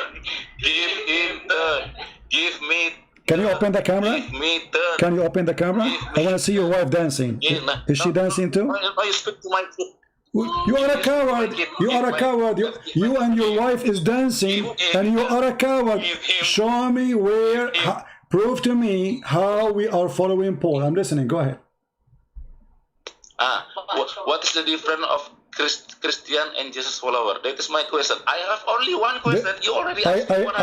I answered you. You see, when I answered you, you start talking. You said to me, "You are not giving my time," and your wife start dancing, shaking her ass. Shame on you. So I'm asking you now. You said you are a Christian. You are a Christian. You are following Paul. You are not following Jesus. Prove it. Go ahead. Yeah, you asked me. What is the difference between Christian? I'm not asking you anything. Go ahead. You are making accusation. Finish it. You said I'm not following Jesus. Prove it. Go ahead. Yeah. Now I am asking you one question. What's wrong with you? Go ahead. Prove the point. You did not finish. You said I'm not following Jesus. Prove it. Go ahead. The Jesus follower do not have Paul writing. Okay. If we take Paul writing away, is the teaching of John and Luke and Mark are different from Paul writing? Yes. It okay, can be different. Prove it. Okay, okay, go ahead. Prove. Guys, yes. He said yes. Prove it. Go ahead. Now I am still looking for the Christian scholar.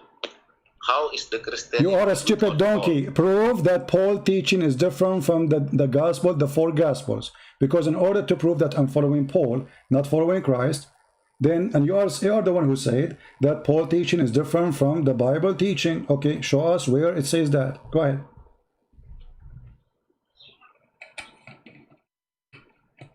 Google, okay, no, I'm tired. Google boy. I will talk again.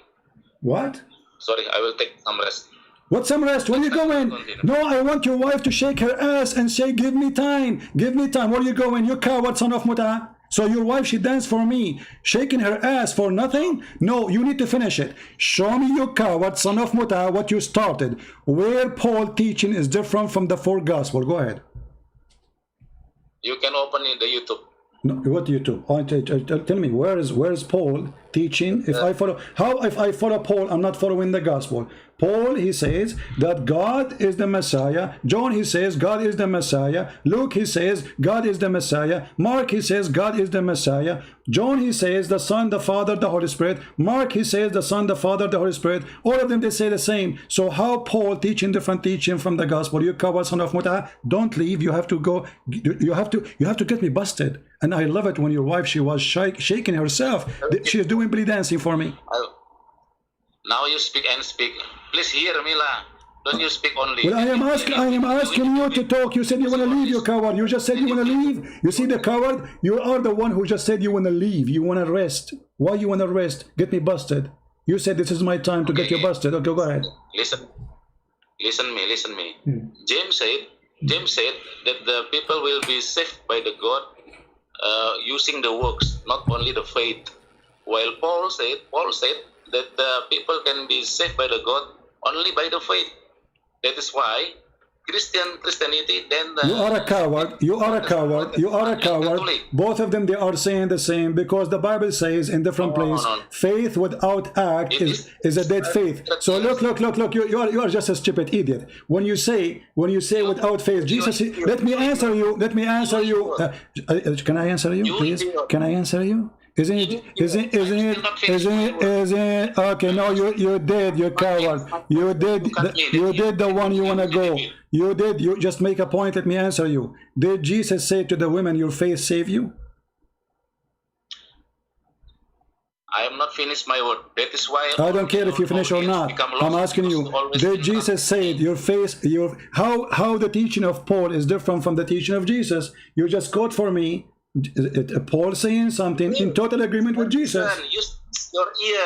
Use your ear to listen what I said. Why you always interrupted me? Then you claim that you win the debate. Because no, I did not disturb you. You said you want to go. This is what make me like I wanna have fun. Listen just 2 minutes. And let your wife stay there, please. Don't let her go. Okay. So now what happened? What make Paul not a Christian? Did he say that there's no God? Listen, why you only talk and talk? I never talk. You talk. Okay, only. go. Okay, go. You talk. Okay, Budi. You in the debate. Why you okay, I can Budi. Stop to speak. The one who keeps saying every time I say to him, he said to me, I need to study it. I need to see it. Suddenly the one is complaining. I don't let him talk. How many times I ask you to talk and you don't want to talk? And now you want to talk. Okay, go ahead. Go ahead. What make Paul? You are reading an article, you donkey. You don't even know what you are reading. It's not even you who understand what is written there. So, okay, tell us what make Paul. Tell us what make Paul not a Christian. Go ahead. I will. Listen me for 2 minutes. Don't only speak. Speak. Go ahead. And then you claim the debate. Okay. This is the ethic of the debate.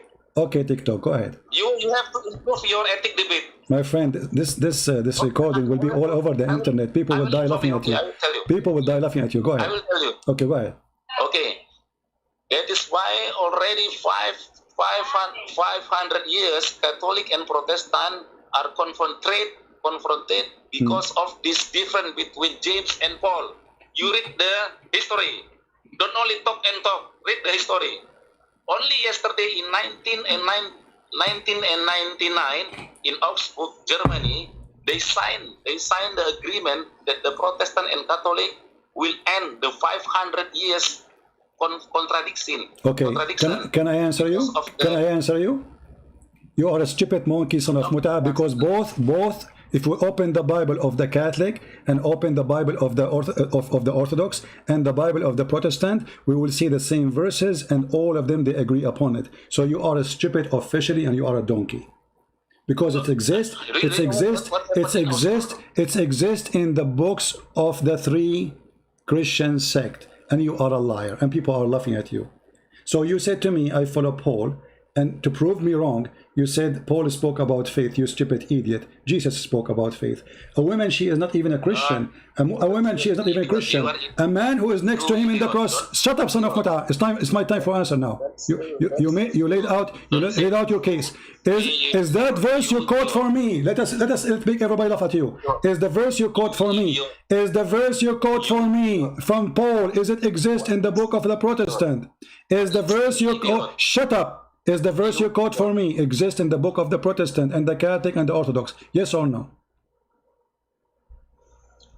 I am not still. So how they are fighting for 500 years if all of them they believe in the same book? You idiot donkey. How you lie if the 3 of them they have the same verse in the same book? You are stupid. Okay, let us make it simple. Okay, let's see. Prove it to me. Okay, hold on. I'm going to show the verses in the screen. Hold on, son of Muta. I'm going to show the verse in the screen in the book of the Catholic in the book of the Protestant, in the book of the Orthodox? And if they are there, it's mean you are a stupid liar. What do you think? Yeah. What? Iya kan ngomong aja kan.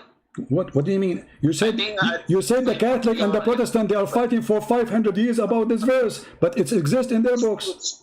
The three Christian sect, they have the same verse and they believe in it in full. If you don't want to hear me, then it's bullshit. I did hear you, you idiot. I just said to you, isn't it true that this verse exists in the book of the Protestant? You are a liar, son of Muta, like your prophet. Isn't it true that those people, the three of them, why you don't want to confront me? Confront me. I'm saying to you, is that verse? Okay, can you tell me? Can you say again what verse we are reading? What we are talking about? What verse? Say it again. James. Okay. James said the people will be saved by God by the works, by faith and works. Okay. What verse? What verse? What verse? What verse? What verse? What verse? What verse? What verse? I am not bringing my notes now. No, you have to bring me your verse. You are getting me busted, you son of Muta. Give me the verse so we can laugh at you. No, yeah, because you called me while I was in the. Will you coward? How you quote for me something? Why you don't want to give me the verse so we can laugh at you? Because we want to put it in the screen. People either will laugh at me or they will laugh at you. So what kind of a hero? He bring his wife shaking his ass next to me, and she say, "Give him time, give him time." Here we go. She will do breastfeeding for me as your prophet order her. And now you don't want to give me the verse number. So what is the verse number of James and what is the verse number of Paul he mentioned? Otherwise you have no point. You're a coward. Give us both.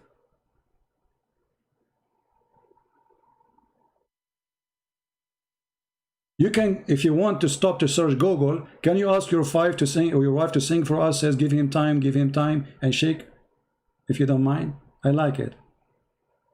I feel bored. Hello?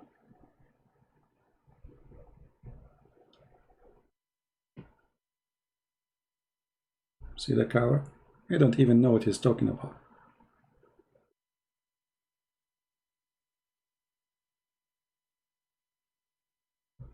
I mean, look and look what they are looking for. And this is supposed to will make Paul is a bad person. Coward. Are you a follower of Paul or follower of Jesus? Hey, hello.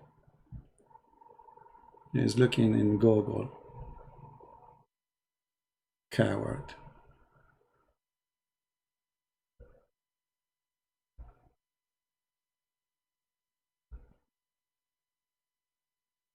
What happened to you?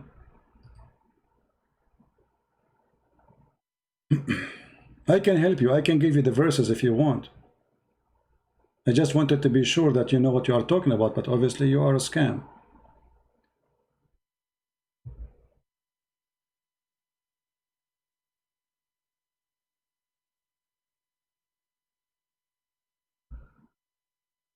Come back, come back. I will give you the verse. I will help you, no problem.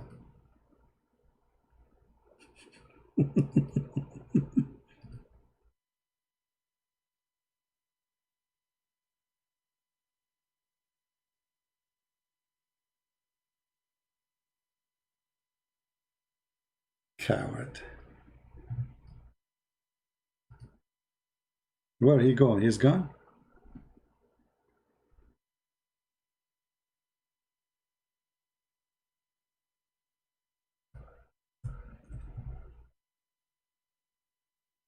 The Catholic and the Protestant, they were fighting for 500 years for this? For this. And finally they signed agreement.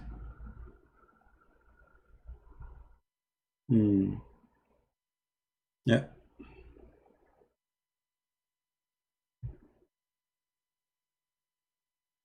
He will be back after he finishes research. He's asking his wife to shake the computer.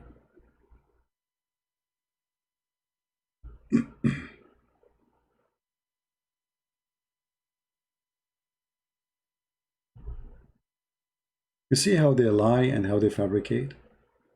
Both Paul and James, they are saying exactly the same thing. Actually, it's my fault. I did not say to him, okay, what verses you are talking about? I thought he knew what he's talking about.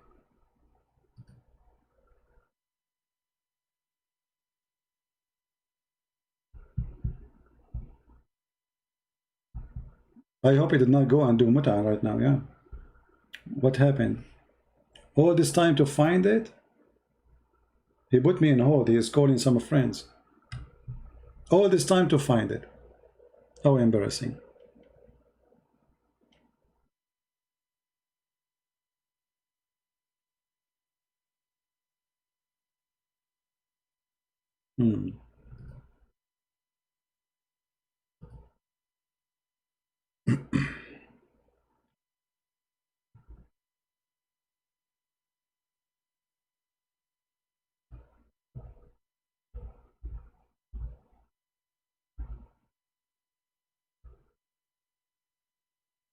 You will be back maybe tomorrow.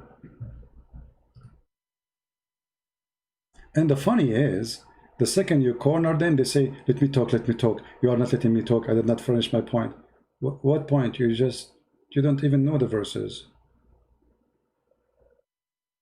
What the verses is saying.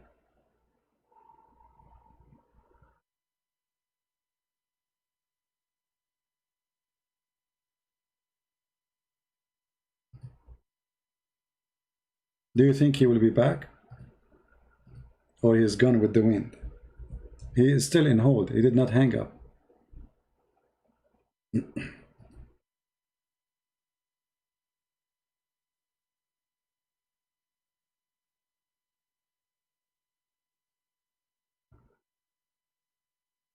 Very embarrassing cult. Paul is a great Christian, and he never disobeyed the Lord. And actually, even he is more strict in the teaching of Christ. And when you ask the Muslims, okay, why you are attacking Paul? I mean, what this is about Paul? Did your prophet ever say something bad about Paul? No. So what this is Paul is about? Why not John? Why not? Yeah, because somebody like Zakir Naik, when they start saying Paul is bad, he is the one who created Christianity, and they are copy paste. And now this is what we have: a stupid idiot kid. You do not know what he's talking about.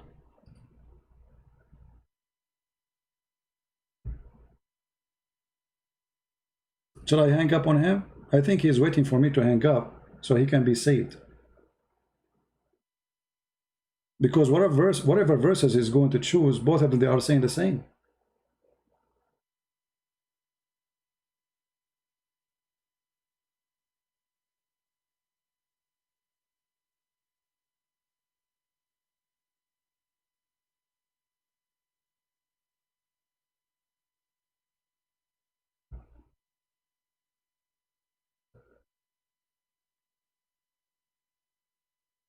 Yeah, I think he want me to hang up on him, so he will not say he hang up and he run.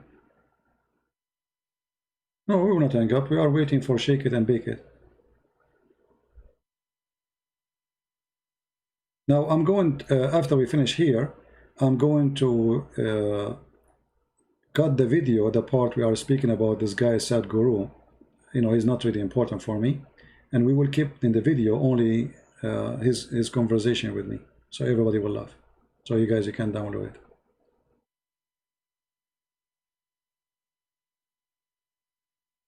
Shame on you, Potato. All this time in hold.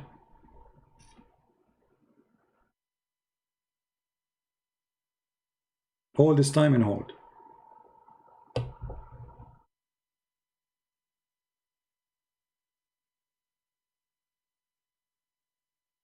Hang up and call him. That's a good idea. Hold on.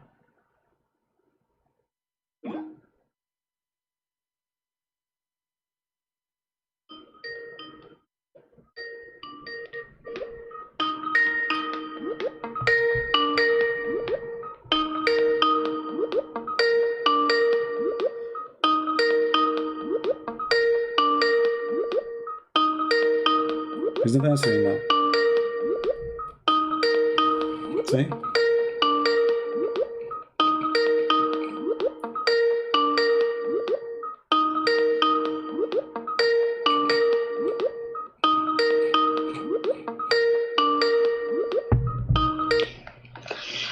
CB, sorry, our conversation. What happened? You put me on you put me on hold all this time. Why you put me on hold all this time? Yeah, just now my friend called me, so that's okay. why. So did you find the verses for us about James and Paul, so we can get Paul busted? Sorry, CP. I can promise you maybe in the several day lah. My friend. You see, you're an adult. You're an adult. You make me angry, and you know I shout at you. But I want to speak to you nicely, and I want you to get me busted. Honestly, I'm trying to help you. So why you want to leave now? I mean, it's going to take you 15 minutes to find it. Find it, no problem. No. I will wait for you. Because I want to see how this Paul, he changed everything, man. It's disgusting. So either you prove it or you apologize before you leave. Okay, I will give you the first, but not now. I will. No. Because no. You see, an adult man, mature man. You see, you made your wife jumping, shaking her bum, and acting like a bunch of kids. You and her, very embarrassing. Give him time. And now I'm giving you the time, and even I'm calling you back. You put me on hold. We waited for almost 5 minutes, 7 minutes for you. And now what you want to do? You want to leave? Not today. Why not today? Why? What is embarrassing? Is it embarrassing that what you said is a lie? That Paul, but I'll prepare. No, my friend. It's going to take you 5 minutes to finish it. It's not like a big deal.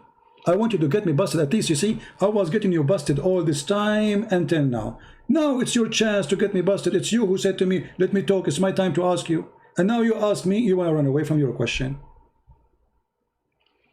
No, I am not agree today. I will prepare first and then I will text you. So do you apologize for do you apologize for what you said against Paul, or you want to run and put the tail of the dog between your legs and run with shame?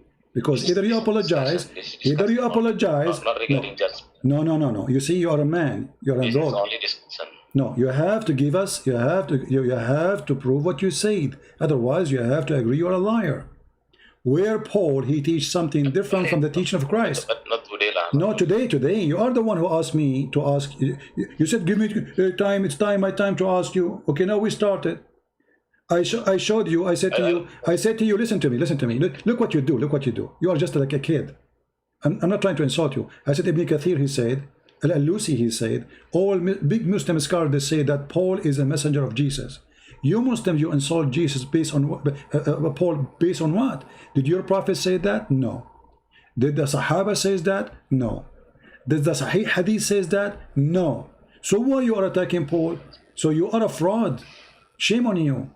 And now you are mentioning something is absolutely false, because both James and Paul and all the disciples of Jesus agree that faith without work is a dead faith, and faith will save us. It's not our work, but a faith without work is a dead faith. All of them agree on that, and this is why Jesus said, "From their fruits you shall know them." So how he will know us? From our fruit. But what will save us? Our faith. Which means a faithful person, he is a good tree, give good fruit. It's automatic. But it's not the fruit will save you, but it is the faith. But if you have no faith, it means you are a hypocrite like Muhammad. He said to them, don't have sex when the woman, she have her menstruation, and he was doing that with his wives. So this is what the Bible says, my friend. And Paul and James and all the disciples of Jesus agree on that. And the Lord, the Messiah himself, he said that clearly, that when he come with the glory of his angels, he will recognize us not by our names, by our fruits. And why the fruit is there? For we have faith. And what is our faith? Is on him. So the shepherd, he knew his sheep, and the sheep, they knew their shepherd. And how they knew each other? The fruit of Jesus is going to lead us who is Jesus. Otherwise, anyone can come and say, I am Jesus, or I am Muhammad, the coward. But we don't follow that. The fruit, my friend. So you made a statement, you cannot back it up. And now I ask you nicely to apologize for insulting Paul. Or before you go, you have to prove me wrong. This is not regarding apologize or not. This is only discussion, and I will not answer. No problem. Maybe I'm asking you to finish your discussion. You see, you are the one who asked your wife to jump next to you, give him time, and now we are giving you time. You don't want to do it. Why? Just because I asked you for the verses. Embarrassing. Embarrassing, very embarrassing. You are lying. not today. No, okay. You were reading for me 500 words between the Catholic and the Protestant about a verse. Why not today? Both Why you are not so patient? I am very patient. I am very patient. Who is the one who asked his wife, very embarrassing of you as a man to do, to bring your wife to this humiliation to her? So she jumped like a child. Give him time, and both of you jump like a monkey in front of me. And now I'm giving you time, you want to leave. Very embarrassing. Why you want to leave? I want you please to get me busted. Don't leave. You see, what will happen if we stay me and you together for the coming 30 minutes? Nothing. Just do it. Go ahead. I have decided not to answer today, CP. Sorry. No, you decided to run away. You decided that you are falsely speaking against Paul. You have nothing to support what you said. And you went for 15 minutes lying, saying your family called you. But the fact you were serving Gogol. And you came back with nothing. Because you found that both they say the same. So you could not back up what you said, and okay, then do it. Prove me wrong. Okay, you know what? Prove me wrong. Here we go. You got your chance. Prove me wrong. Give me the verses. I have decided not today. Sorry. You decided that you don't have answer. You decided that you want to withdraw because you are a coward. Okay, you want to be a winner? Yeah, yes, you win. No, I don't care if you say I win or not. Everybody is laughing. It's embarrassing. You are the one who said you want to get me busted. I have decided not today. Why you don't want to get me? But why you don't want? You see, we are talking all this time, a spank after a spank. We showed you your prophet is a scam. We show you the mistakes of the Quran. You refuse to accept any Islamic interpretation for the Quran. Shame on you. You made your own interpretation, which is very funny. Even a bunny will not come with it. And even now, when I showed you about Paul, in the Islamic interpretation, he is the disciple of Jesus, you don't want to accept them. Yet you want to insult Paul, and you are claiming that I don't follow Christ, I follow Paul. When all the teaching of Paul in total agreement with the teaching of Christ and all the disciple. And when we ask you to prove what you said, you run away. So it's not about me winning, it's about Jesus winning, and Muhammad is under the shoes of Jesus. This is not about me and you, my friend.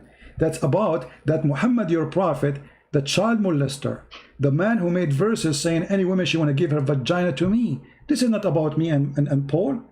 We don't worship Paul.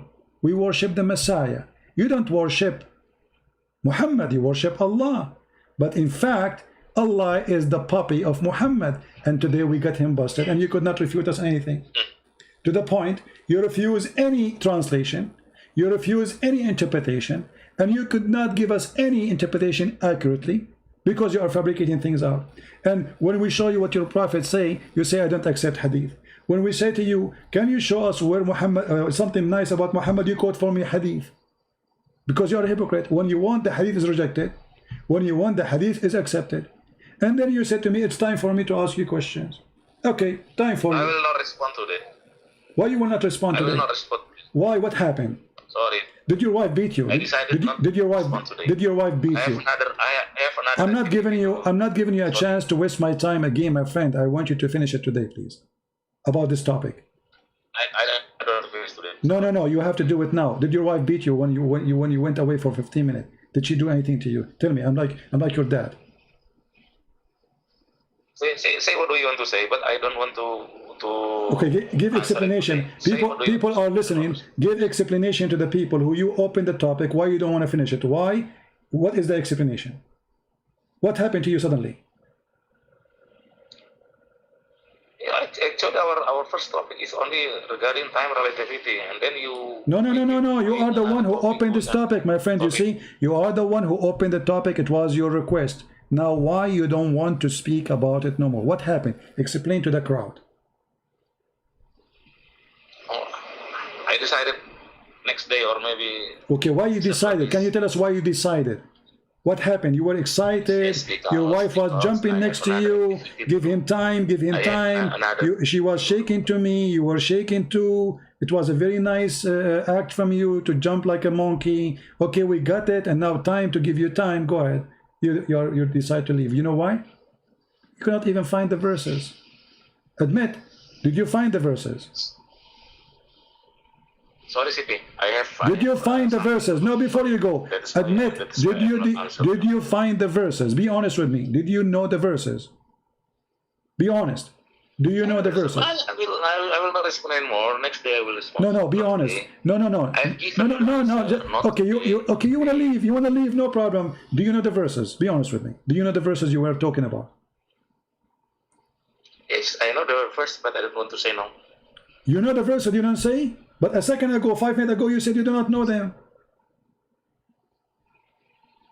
Okay lah, I have something to do. Sorry for that. So no, why you said 5 minutes ago?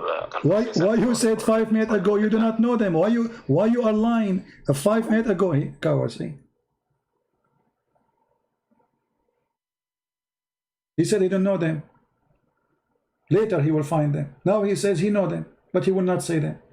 I mean, look how powerful he is. And his wife, she start jumping. Give him time. Give him time. Give him time. Yeah, go. And the funny, they say that the Christian prince, he don't have patience with Muslims. And you notice how fast he start talking. And we are following Paul. I said, okay, prove it. What do you mean follow Paul? We don't follow Jesus. What is the teaching of Paul, which is against the teaching of Jesus?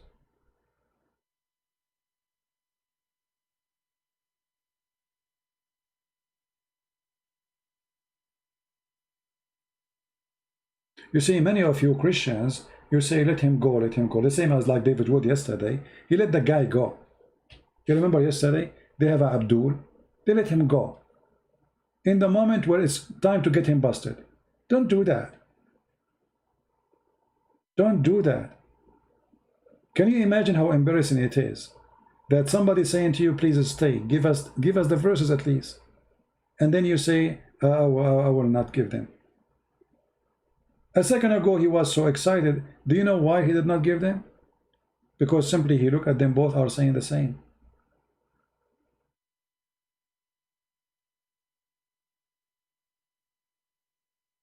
Very embarrassing.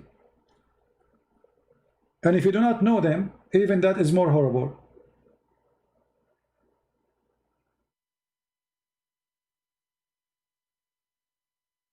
Paul is one of the most amazing church father teachers. And those who say he was not one of the disciples, that's absolutely false. Because the Bible confirms that the Messiah, our Lord, he appeared to Paul and he blinded him. And then he gave him his eyes again. So yes, he met the Messiah. He met our Lord.